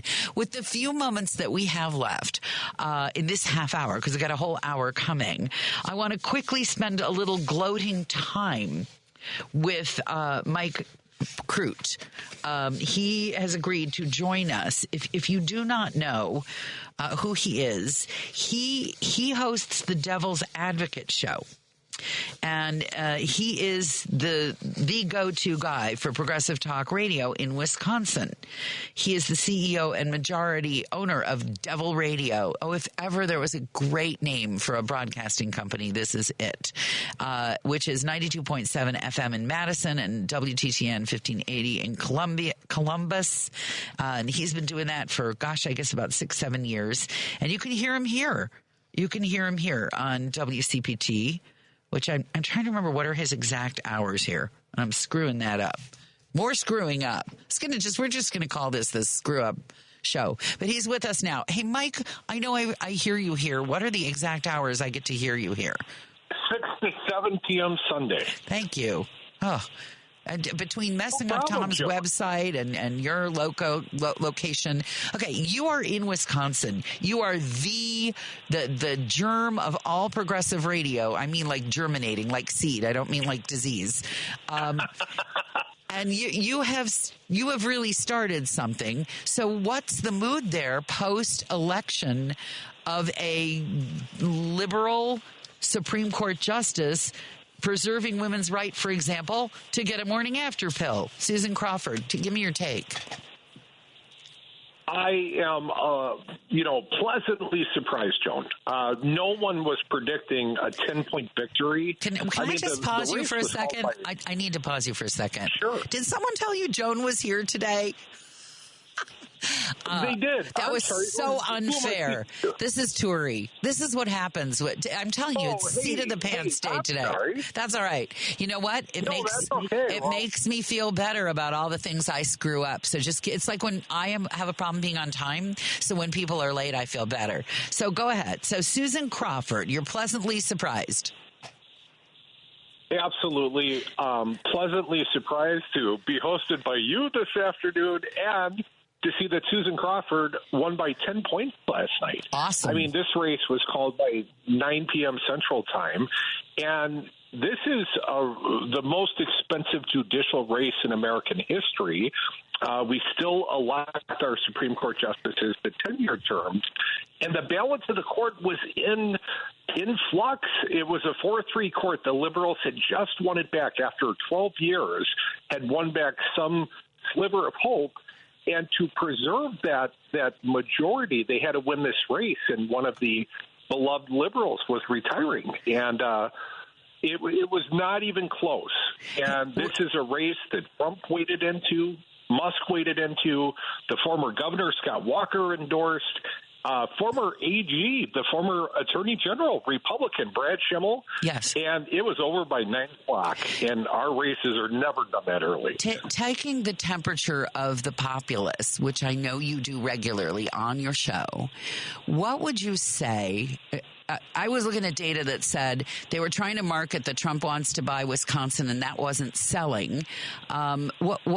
I don't know that was true. That was just somebody's study survey. What would you say was the main motivating factor in taking people to the polls and causing them to vote for Crawford? Well, I would say Elon Musk. I think he and the chainsaw at Doge, as much as anything, has been a negative that has gotten people, ready to go vote and wanting to push back and say no. I mean, there are plenty of Wisconsin veterans, people on Social Security, those that have those sort of people that utilize the government, that need these things, that Doge is directly attacking, at least to the perception of voters.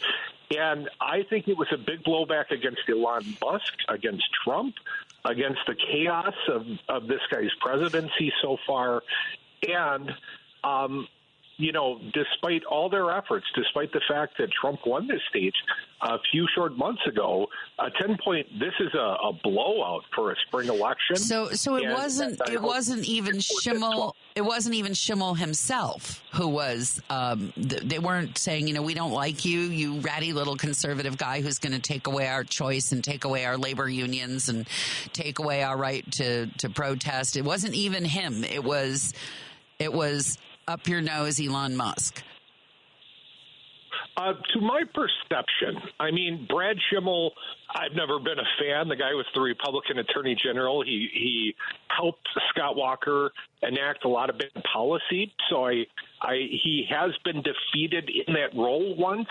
And, I think people don't like a loser. But ultimately, when you're embraced by the establishment of the Republican cult, the MAGA cult, they were all in for this guy. I mean, we had Elon Musk doing a rally in the Fox Valley wearing a cheese head. He had a cheese head on. I was like, wow, are you really going to try that? But he did. And they loved him. He did not wear it well. And I'm sure you've seen the meme of the Cybertruck with the giant wedge of cheese just flattening it. I have not seen that one. Oh, it's a good one. You brought that to my attention. I will have to send it. I'll get your info and I'll send you. It's a sweet little meme with the Cybertruck just pretty much pancaked by a hugendous wedge of Musk cheese.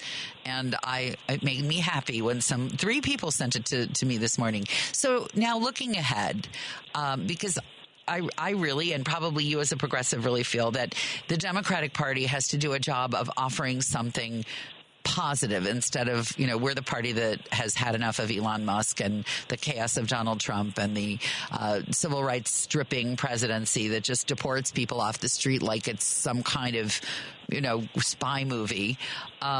What, in your opinion, should be offered to Wisconsin voters for the next congressional race and going forward?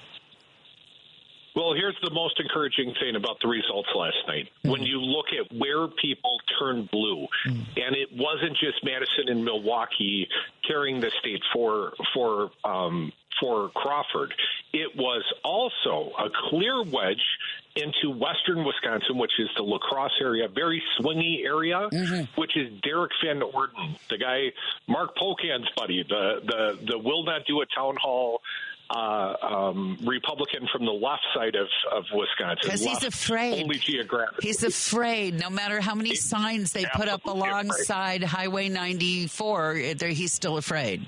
Yeah.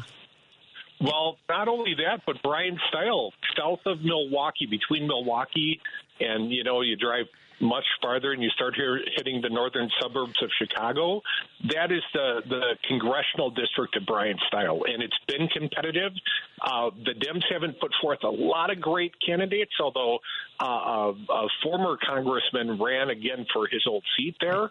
But that turned blue. All right. Milwaukee all the way south to the border turned blue. And that means the 2 most competitive Republican districts are ripe for the turning blue. All right. Well, my personal money is on labor. I think labor has to really make a case that, and I think that Donald Trump is making the case for us that if you don't have union representation, you are at the whim of people like Elon Musk and Donald Trump. That's my hope, that we can really stand for. We can do a John Mellencamp. We can stand for something so we don't fall for anything. I really want to thank you, Mike, for making yourself available on short notice to give us the take on Wisconsin from Wisconsin. Little on Wisconsin pun there for the fight song. And recommend that everybody listen to your show Sunday at 6 on WCPT, or you can find him online or just Google. It's not that usual a name. Mike Crute, C-R-U-T-E. Am I pronouncing that correctly? Radio? Yeah, absolutely. And you'll find him. And don't worry about whose show you heard him on. It's Joan Esposito's show. I'm just sitting here. Thanks a lot, Mike. Appreciate it. Happy Liberation Day to us all. Oh, yes. We need one, a real one. Thank you very much. It's just about 4 o'clock. And coming up, you have many news that await you, including a little peek at how Ukraine may be built by artists next time. It's 4 o'clock. We are live, local, and progressive. Remember when you get to work to hop over to WCPT820.com or the TuneIn Radio app and stream The Stephanie Miller Show. Weekdays 8 to 11 a.m. on Chicago's Progressive Talk, where facts matter. Chicago's Progressive Talk, WCPT 820, where facts matter. Joan Esposito, live, local, and progressive. Filling in today for Joan, radio personality and author, Turi Ryder. 6 minutes after 4 o'clock, I am Turi with you, Ryder like the truck. I sit here behind this microphone just for the joy of reading your texts and meeting people I wouldn't normally get to meet and hearing you call. And by the way, if you want to text, that number is 773-763-9278. You could, yes, I wrote that book. The one with the wild cover. Yes, that's mine. And also the podcast. That's mine too. It's my world, my little world. I once asked a friend of mine, a girlfriend of mine who's a commercial airline pilot, and I said, I can never figure out whose uniform means what. The 3 stripes, the 4 stripes. She said, well, think of it this way. She said in her captain's voice, she said, the one with 4 stripes says, it's my little world. And the one with 3 stripes says, all my fault. And I thought, oh, give me the 4 stripes. So when I sit here talking to you, I get the 4 stripes. And you know who's coming up who also has 4 stripes? Patty Vasquez. She's going to be joined by guest co-host Dwayne Kennedy, and their guests include Lisa Quant, special educator from Belleville, Illinois, who was Representative Nikki Baczynski's guest at Donald Trump's joint address to Congress last month. Driving it home with Patty Vasquez tonight from 5 to 7, as it is every weeknight. Chicago time on WCPT 820 AM, the Heartland Signal website, TuneIn, YouTube, and Facebook. If you were to go, not that I want to send you away from me, I like you right here next to me right now, but if you were to go to Chicago Architecture Center's website, the Chicago Architecture Center's website has a really interesting and tantalizing little photo display up where artists and architects reimagine Ukraine as it may need to be now, soon, and in the future. And to explain this show that they have up, which really sounds pretty fabulous to me. The show is called Constructing Hope Ukraine, and it's running at the Institute after having run in New York first, much as that galls me now. 2 things on the show today that started in New York. I like them to start in Chicago and then go to New York. I like to have them first. But be that as it may, we have it here now. And so I would like to introduce you to Eve Feineman, Director of Exhibitions at the Chicago Architecture Center, and Phil Natesty. And I hope I have that right. He is, I'm never any good with titles. He's the Chief of Strategy for the Architecture Center. Welcome to both of you. You're on WCPT. Hello. Thank you so much for having us. It is my pleasure. Thank Well, first of all, when the word of this exhibition reached me, I thought, wow, already? People are imagining Ukraine already? What exactly are they imagining? That this is what they can build now, in the future? What is it that the artists and architects who constructed this show are imagining?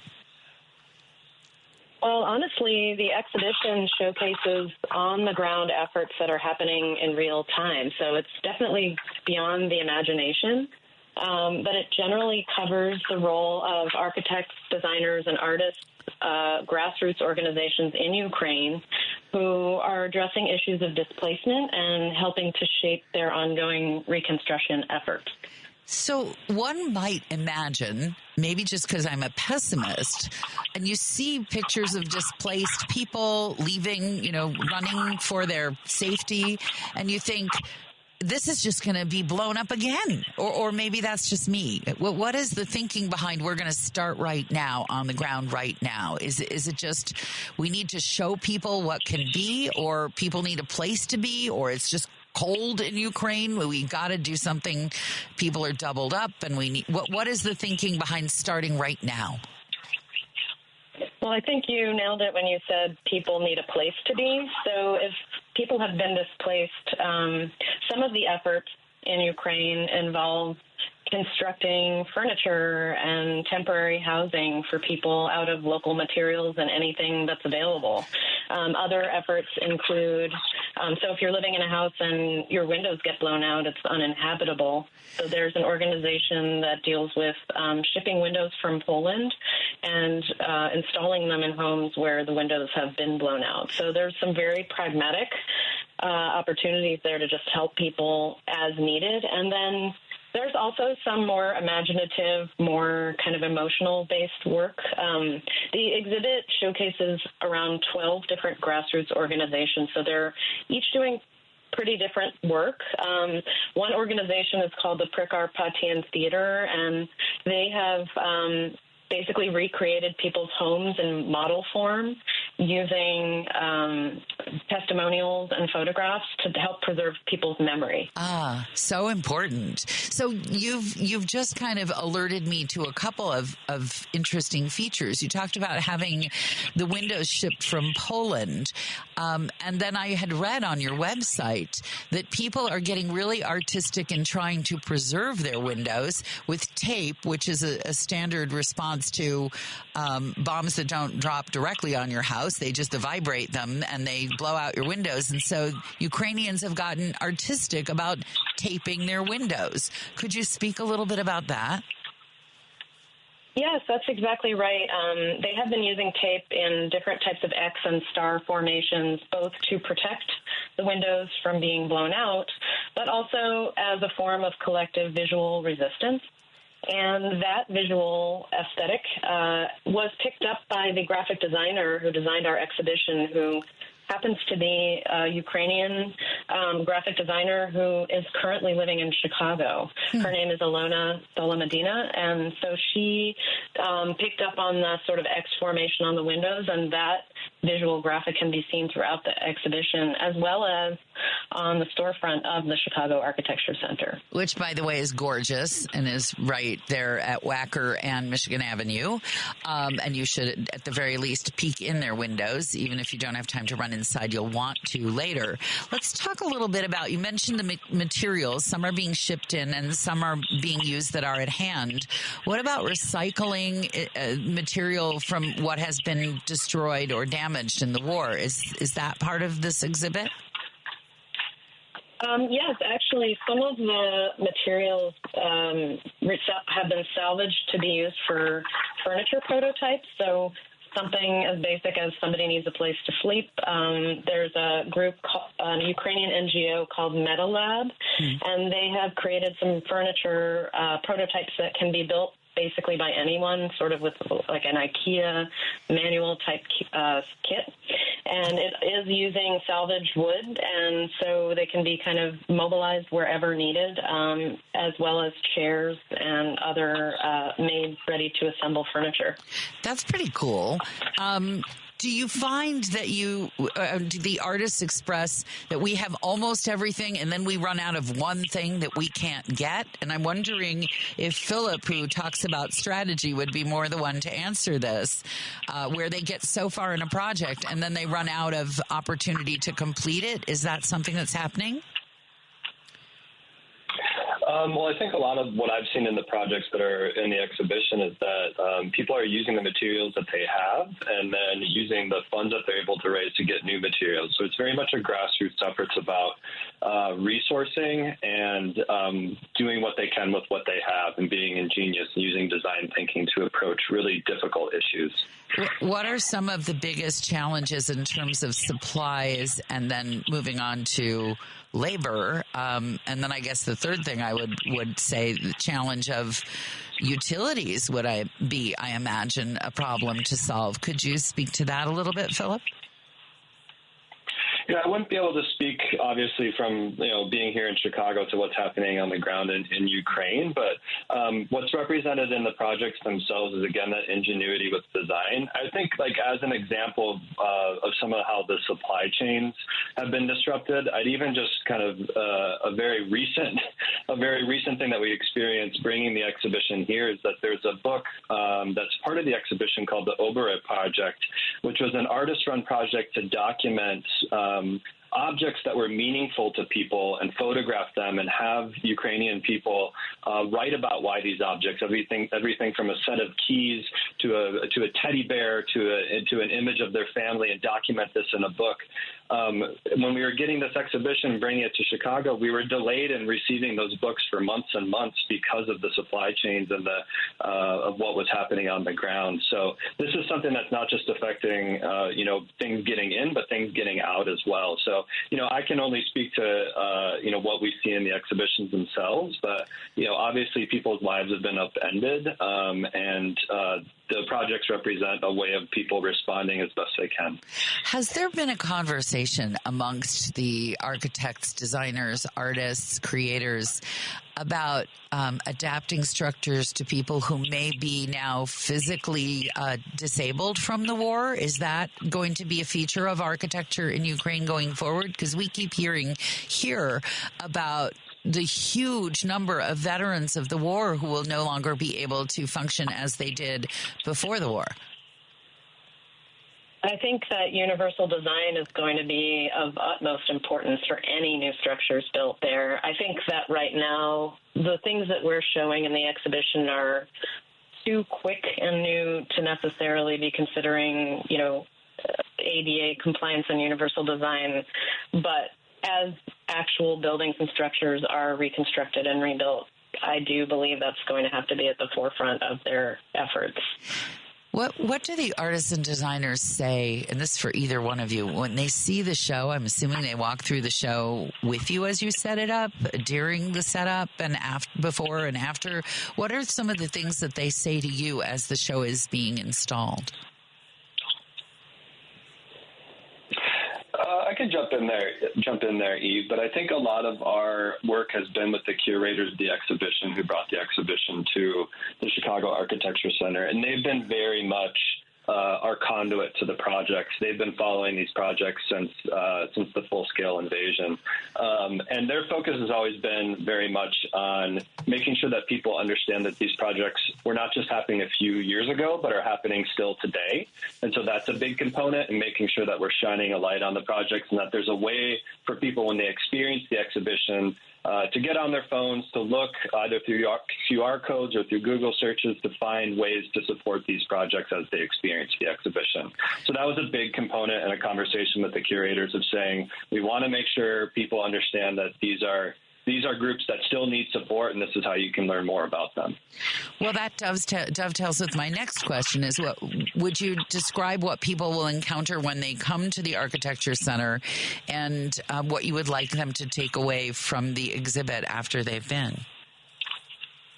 I can speak to that. I do want to say also, we worked with the three curators. All three of them are Ukrainian American. Mm-hmm. And I would like to just mention their names because they were so deeply involved and passionate about this project.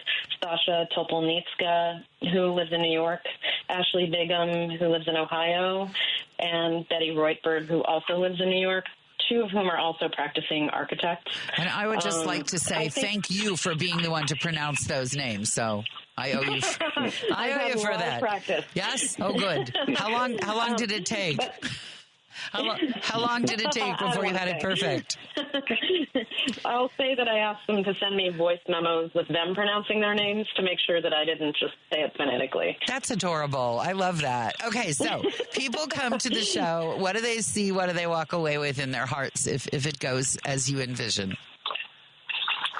I think that one of the key points is in the title, the word hope. Mm-hmm. So I think although this show highlights some of the issues, surrounding displacement and resettlement and destruction, the focus is about hope, and it is an incredibly inspiring exhibition because you see how much effort is being mobilized on the ground by people, even who don't have any prior skills in architecture and design, coming together and just wanting to help. So I think one of the takeaways would be feeling somewhat hopeful and optimistic about humanity, and also about learning about the positive roles of architecture and design. I don't think that is automatically the first thing that comes to mind when you think about what is architecture and design. So the show is interesting in that it shows another facet of the field in terms of kind of social impact. So that's one thing. And like Philip said, almost every organization in the exhibition has a QR code so that if you're so moved, you could donate directly to these grassroots organizations. And I think it just really underscores the breadth of the field of architecture and design, like I was saying, from the most pragmatic components of window replacement to documenting memories for people who have lost their homes. I love all of those angles. So I'm going to suggest that people go to the website to learn more and to visit. Architecture.org is the website, correct, for the Architecture Center in Chicago, and they can get downtown with public transit and make a day of it. And it sounds like, check out the pictures. You will want to go. Thanks to both of you, Philip and Eve. I appreciate your time and your insight, and I'll be checking out the show myself. We're WCPT. It's 421. I am Turi Ryder, in for Joan Esposito. She returns tomorrow. The Randy Rhodes Show. Oh, congratulations to the Fox and Friends weekend morning host, who's now our Secretary of Defense. He's a veteran, everybody. I know, I'm a veteran, too. I'm pretty sure I wasn't on any of Kamala's short list for any cabinet position. But, oh, my God, these pits, it's almost like...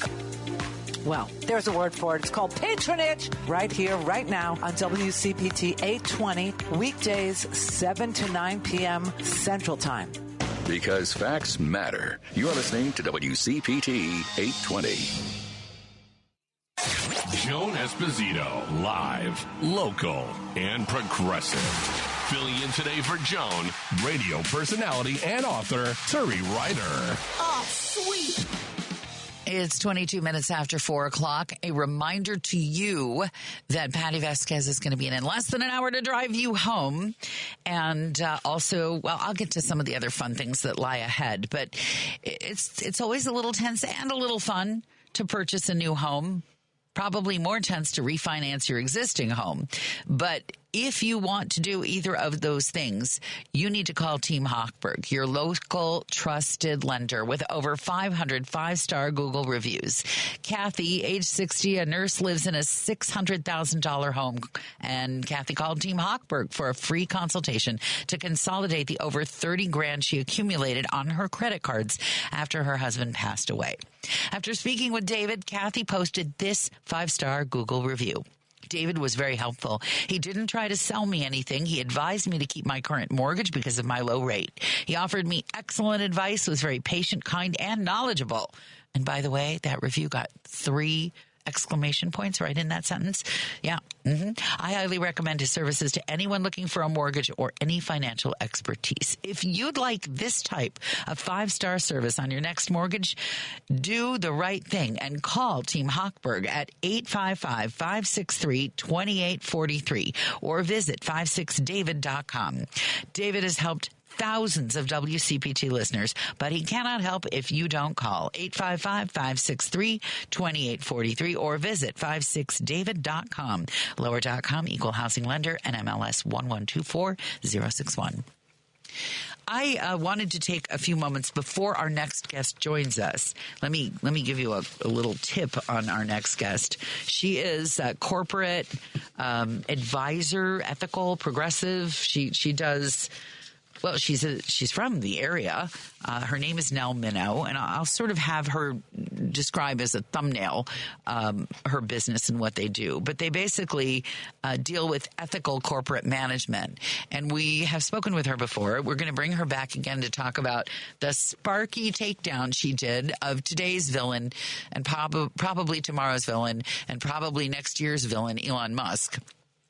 But I wanted to budget a few moments here to check out some of your texts that you've been sending. And there's even space for a call if you'd like to make one. 773-763-WCPT. That's 9278. And the texts have really been interesting. Some of the defeats in Illinois of conservatives. Gentleman, I don't know who wrote this. They wanted it noted. John Leish, am I pronouncing that right? Leish defeated MAGA Mayor Richard Irvin of Aurora. I have heard that mentioned. And that was yesterday. That was a little triumph. Was good. Thank you for reminding us. And concerning the upcoming conversation about Elon and Tom Appel's take on Elon, I wonder what percentage of auto dealers, salespeople, and mechanics voted for Trump. I'm guessing the majority of them did. I don't know if I would. I don't know. But that text has pointed out something very significant, which is, and I think I've mentioned this to you before, if you had knocked on doors in Wisconsin, you would have been astonished at the number of people who, if you sit where I sit, we're obviously voting against your own self-interest.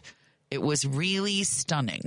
And I know that I talked with Joan on the air about this, that there was a guy who said, you don't want to talk to me. I'm voting for Trump. And I said, well, could you tell me why?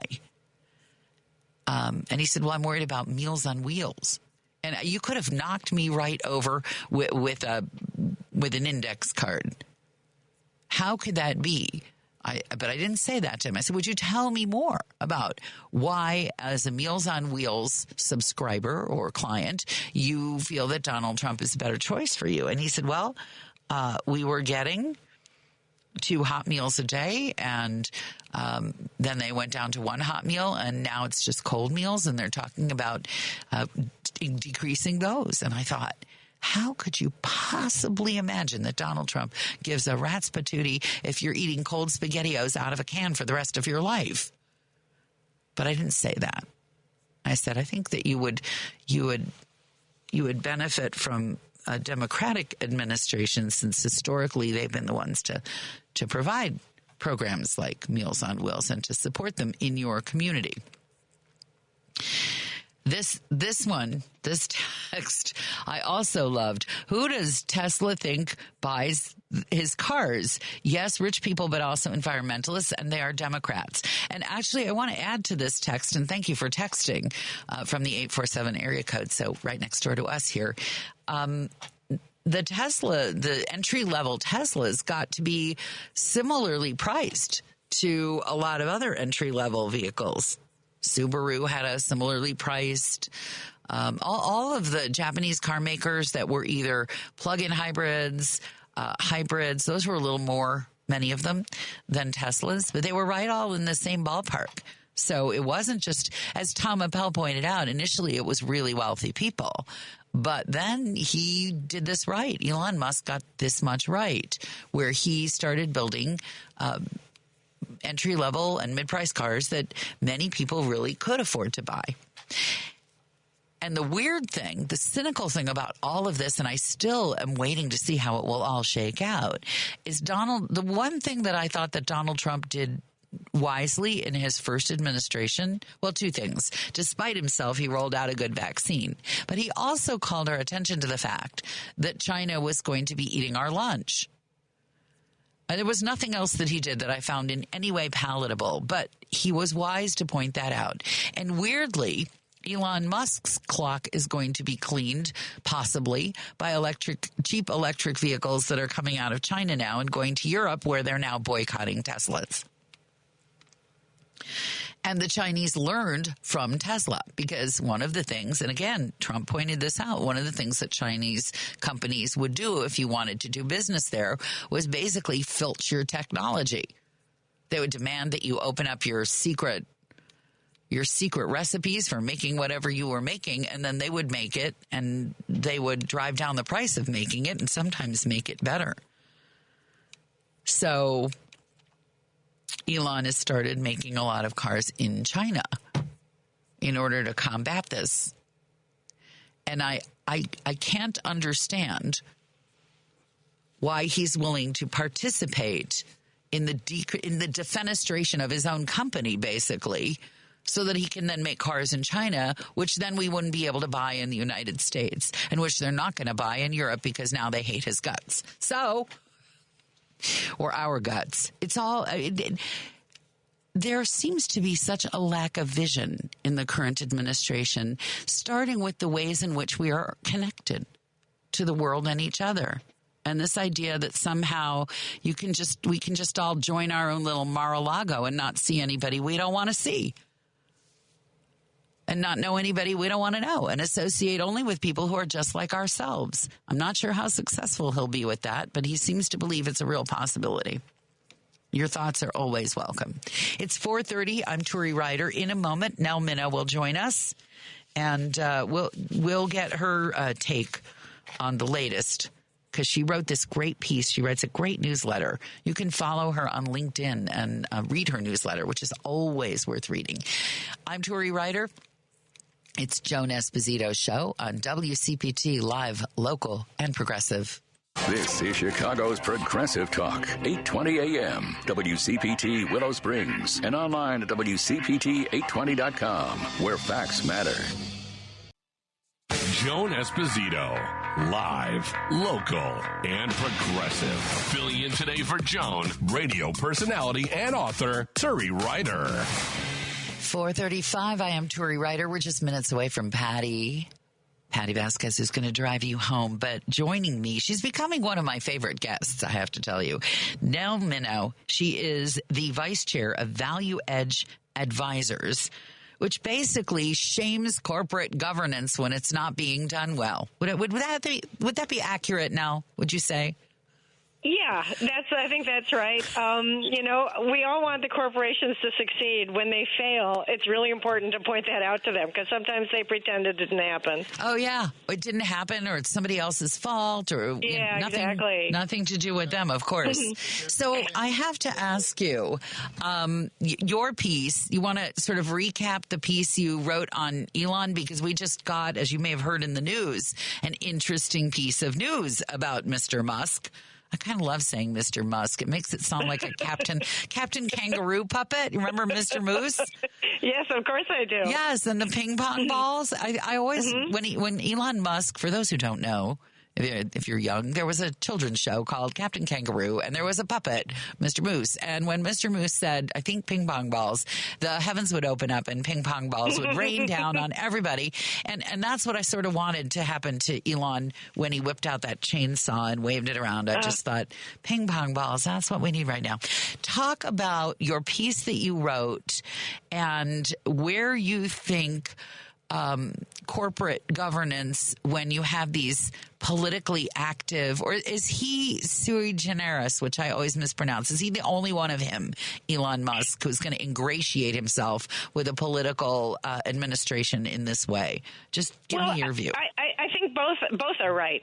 Certainly there have been wealthy people who have played a role in politics in the past, but we've never seen anything quite like this. We've never seen a president outsource basically running the government to somebody who has never been elected by anybody and bought his way in. So that part of it is very, very different. And and illegal. But unfortunately, if you run the Justice Department, and normally the Justice Department is supposed to be completely independent of the president in investigating and prosecuting crimes, but this one doesn't. This one considers itself his inside lawyer. So, yeah, this whole thing is extremely unprecedented. Elon Musk, this sounds almost quaint right now, but it was just about a year ago that I held on to the stock long enough to vote against the $56 billion pay package that he was awarding himself, and then I donated almost all of my Tesla stock to charity because I thought he was too preoccupied with other things, with his various other companies, with Twitter and SpaceX and Neuralink and all of that other stuff. Now, if I had known then that he was going to take on essentially an entirely different side hustle of running the U.S. government, I would have sold it faster. But just to give you an idea, just if I can give you the basic introduction to corporate governance and what that means, we give our money to corporations as investors, and even if you think you're not an investor, you probably are. If you have a retirement fund, if you have a mutual fund, you're an investor, and we give our money to them. How do we make sure that they don't just put it in their own pockets? Well, it's a system of corporate governance. There are laws and there are systems that make sure that, or are supposed to make sure, that the board of directors and the people who run the companies do it for the benefit of the shareholders and not for you. Now, he got out of that little problem by appointing his brother, the chef, to his board of directors and a bunch of other people who are no more qualified than he is. And then he paid them an insane amount of money. Would you like to guess what he paid the chair of his board? Oh, gosh, I don't think I can count that high. You tell me. It has a 6 on it, and then it has $100 million after it. So $600 million. And, Upton Sinclair had a great quote where he said it's impossible to make a man understand something if his paycheck depends on him not understanding it. Yes. That's a great quote. I love that one. I love that, too. So if he's going to pay Robin Denholm, his chair of the board, $600 million, which she herself said in a deposition under oath. It's changed her life. It's changed her life. Yeah. Right. I would think it would change her life. Then how is she going to vote against a little thing like a $56 billion pay package for him?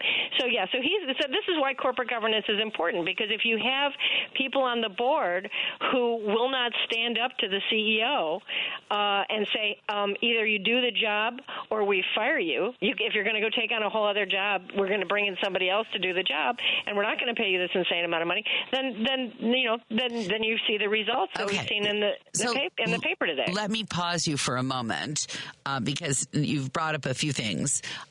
Just quickly, was there not a judge who said this is wrong, and it went back and forth, and ultimately they've all got the money? Did someone push back on that in Delaware? Do I have that right?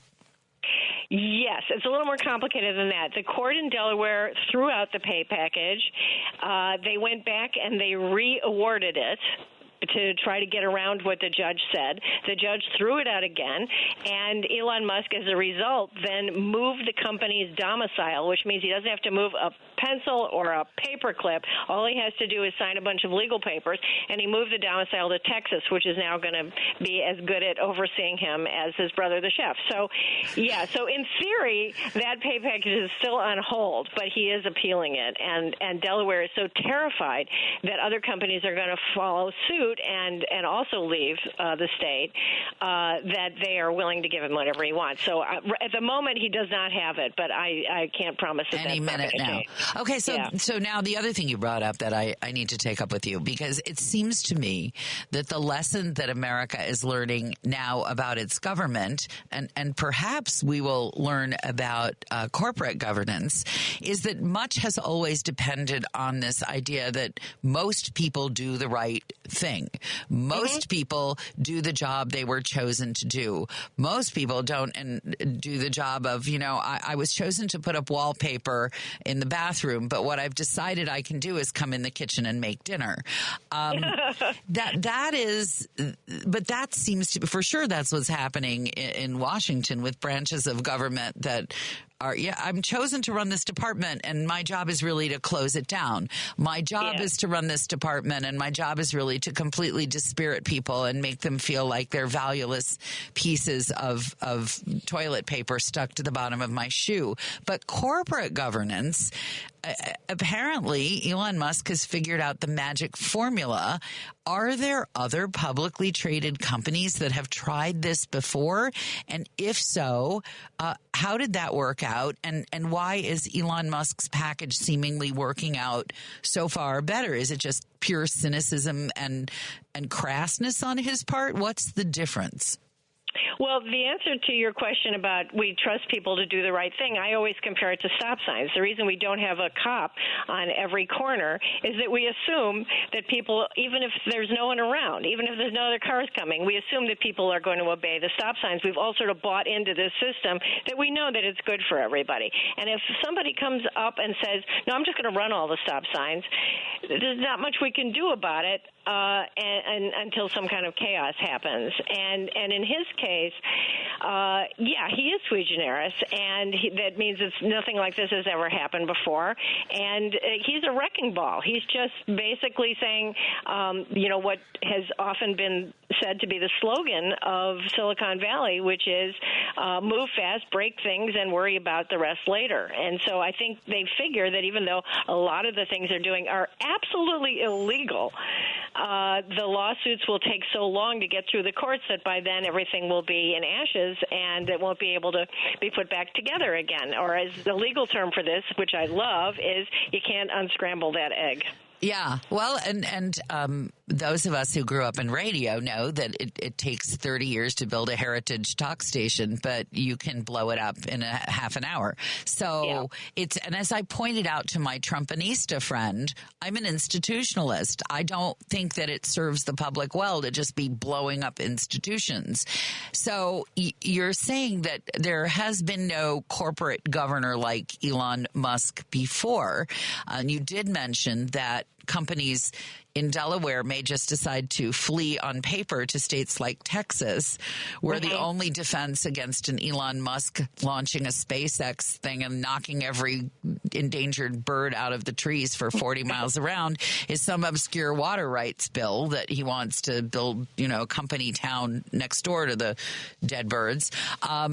Is there any sign that there will be an upheaval of the public saying, okay, if you didn't obey the stop signs, now we are gonna put a cop on every corner? And if so, who are we going to have to police these corporate boards? Who's going to do that job? You're one person. I am one person. Yes. But you and I set up this date to talk to each other more than a couple of weeks ago, but it turns out to be the timing is perfect because we have the example of Wisconsin last night, which shows you a couple of things. One is that, as I said to you the last time I talked to you, Elon Musk took the high-risk option of making himself the company's brand. He didn't invent electric cars. He bought the company, but he wanted to make himself the brand of the company. And we saw what happened to Mike Lindell with his pillow company. When you make the man has said in court his only remaining assets are his house and his truck. So if you make yourself the brand, as I said in the first half hour, I'm looking forward to the moment when Elon Musk wishes he had that $25 million that he spent in Wisconsin back again. Actually, Andy Borowitz, one of my favorite columnists, who's always funny and so smart. His headline today is Elon Musk demands a refund from Wisconsin. That would be I'm with him. So he's toxic now. He's toxic. All they had to do was say, do you want the Democratic candidate or do you want the Republican one who's been bought and paid for by Elon Musk? I made those phone calls. I made those calls and I said, come out and vote. And by the way, Elon Musk is paying for the opponent's campaign. But it would, so much about so many of his companies. And he makes a lot of money off government contracts for SpaceX, and his satellite phone thing does well. And he's got a zillion satellites up there. If Tesla becomes effectively valueless or close to it, would he still be the world's richest man? How much of his personal wealth is coming out of Tesla? He would. I don't know if you saw the little transaction that he did this week by selling Twitter to one of his other companies. Yes, X. He sold it to SpaceX. No, Boring? Which one did he sell it to? I can't. I forget which one.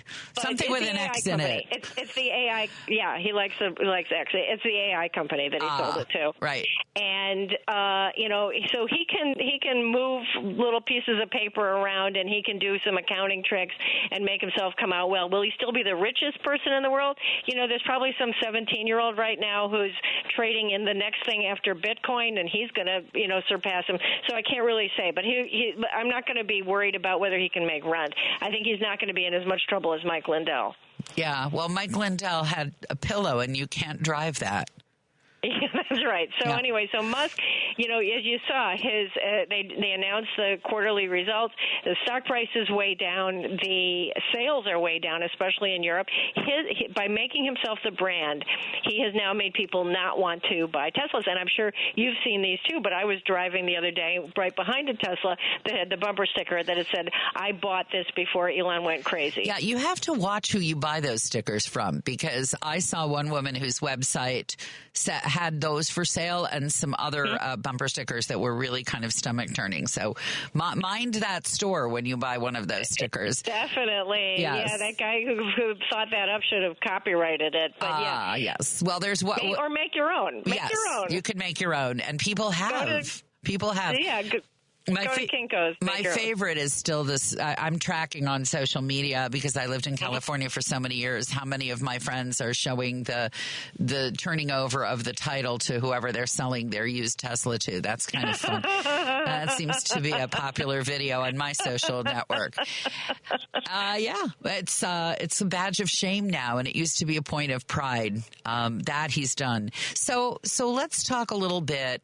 We're going to pause for a moment, and then I want to talk to you about the China connection for the tariffs and Musk, who builds his batteries, and the whole thing of pulling rare minerals out of Ukraine, the minerals which a lot of them are being bought by Elon Musk's companies for his batteries. So let's talk about all of that in just a second. It's just about 10 minutes before 5 o'clock. You are listening to Nell Minow, Vice President of Value Edge Investors.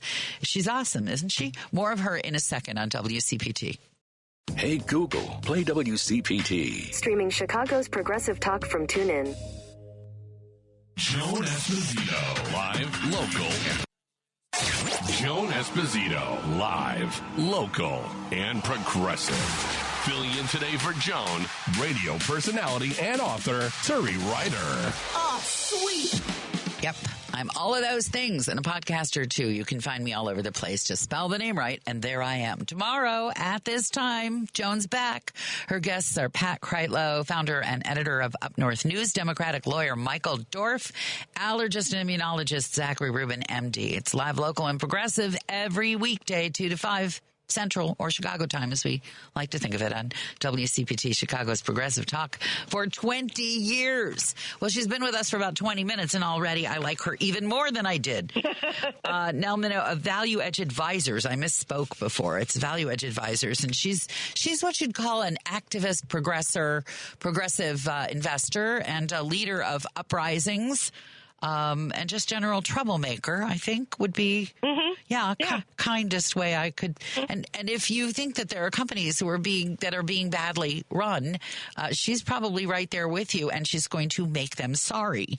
So I wanted to talk with you some more, as mentioned, about Trump and his effort to twist from the suffering nation of Ukraine its earthly treasure, and possibly whether Elon Musk connects to this, since so much of his business now now is in these big storage batteries, which require these things, and his facilities in China, which is supposedly our sworn on paper enemy, and in fact is in many cases our adversary.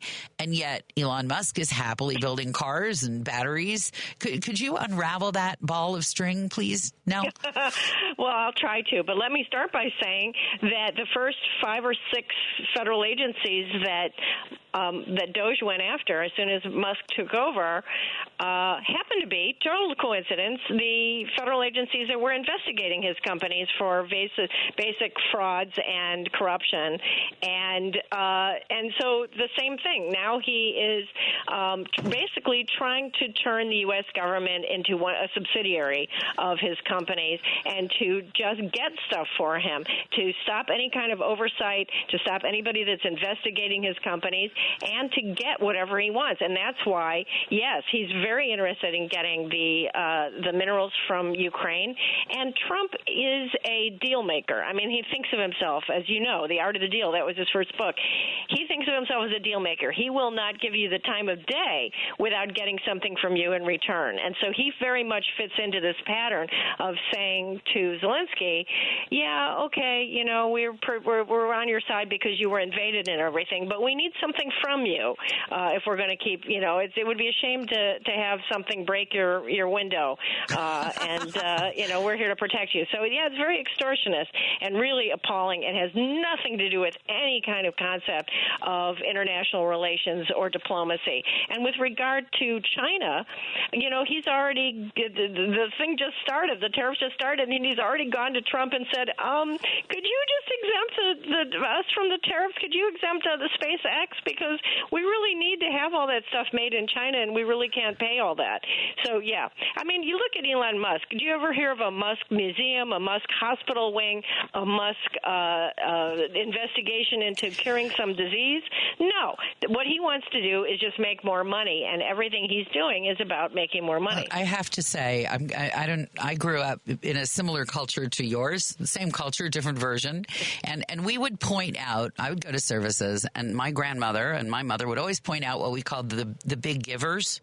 Mm-hmm. These are the people who, you know, they fund the museum, they fund the hospital, they fund you're right. You're not going to, and even though some of the big givers ended up in jail sometimes, looking at you, Milken School of whatever you are, they still, you know, they wanted mom's name on a hospital wing. Yeah. But that sort of brings me to another question I was going to ask you, and I realize this is a pretty pedestrian way of asking, but what the hell is wrong with him? Why can't? Well, I have my own theory about that. But first, I want to say that, as you know, I'm from Chicago, and Chicago has an extraordinary tradition of incredible philanthropists that have been so wonderful to the city. Yes. If you look at Millennium Park, you look at, I mean, it's a treasure. Yes. Okay, what's wrong with him? This is my opinion. He is very, very thin-skinned. He and Trump are both very, very thin-skinned. They cannot take any kind of criticism. And when he was not invited, like the bad fairy in Sleeping Beauty, when he was not invited to the party at the White House for people who make electric cars, that was strike one. And then I have to say, when his daughter came out as trans, that made him absolutely nuts. And that's where he started talking about the woke mind virus. He used to be kind of center-left, but when those two things happened, he went nuts. And then the third thing was the chance to buy the government. It's almost irresistible. Well, I have two things to say about that to respond to what you said. Number one, his daughter says that he was never left-wing. That was a marketing strategy. He was never center. He's always been.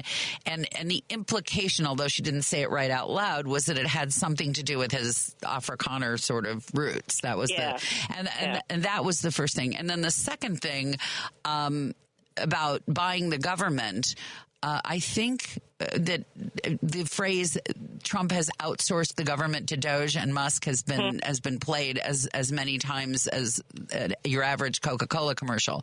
But you know, and I know that oftentimes one of the reasons you outsource something is that you can't do it yourself. So if we have a president who can't be a president himself, he's easy pickings. All he has to do is show up at Mar-a-Lago, play golf, and sign whatever these they put in front of him. Project 2025 people put in front of him. Mm-hmm. Do you think that Musk is because it seems to conflict with his take on people. I don't think he reads people well. But do you think, as the last thought today, do you think he read Donald Trump well? I think he read him well only in the sense that he saw what his vulnerabilities were. And I think a very, very telling moment was, I'm just going to continue to say tweeted because I can't stand do it. He tweeted something in the early days of Doge saying, we accomplished such and such at Doge. And then 20 minutes later, he retweeted it with a new line on the top saying, and this is all thanks to Donald Trump. He read him like a book in terms of how to manipulate him, not in any kind of empathetic way, not in any kind of insightful way, but he could tell that that's what he was doing. And so, as you said, they're just throwing executive orders at him and he's letting signing him think he's busy. We're gonna have to leave it there. I thank you so much. I want to, and we'll have you join us again with any luck at all. Andy, we want to thank Andy for helping, and Matt and Mark and Lady B and Julia and you most of all. I sound like Romper Room here. Thank you for listening to WCPT. Joan's back. Patty's next.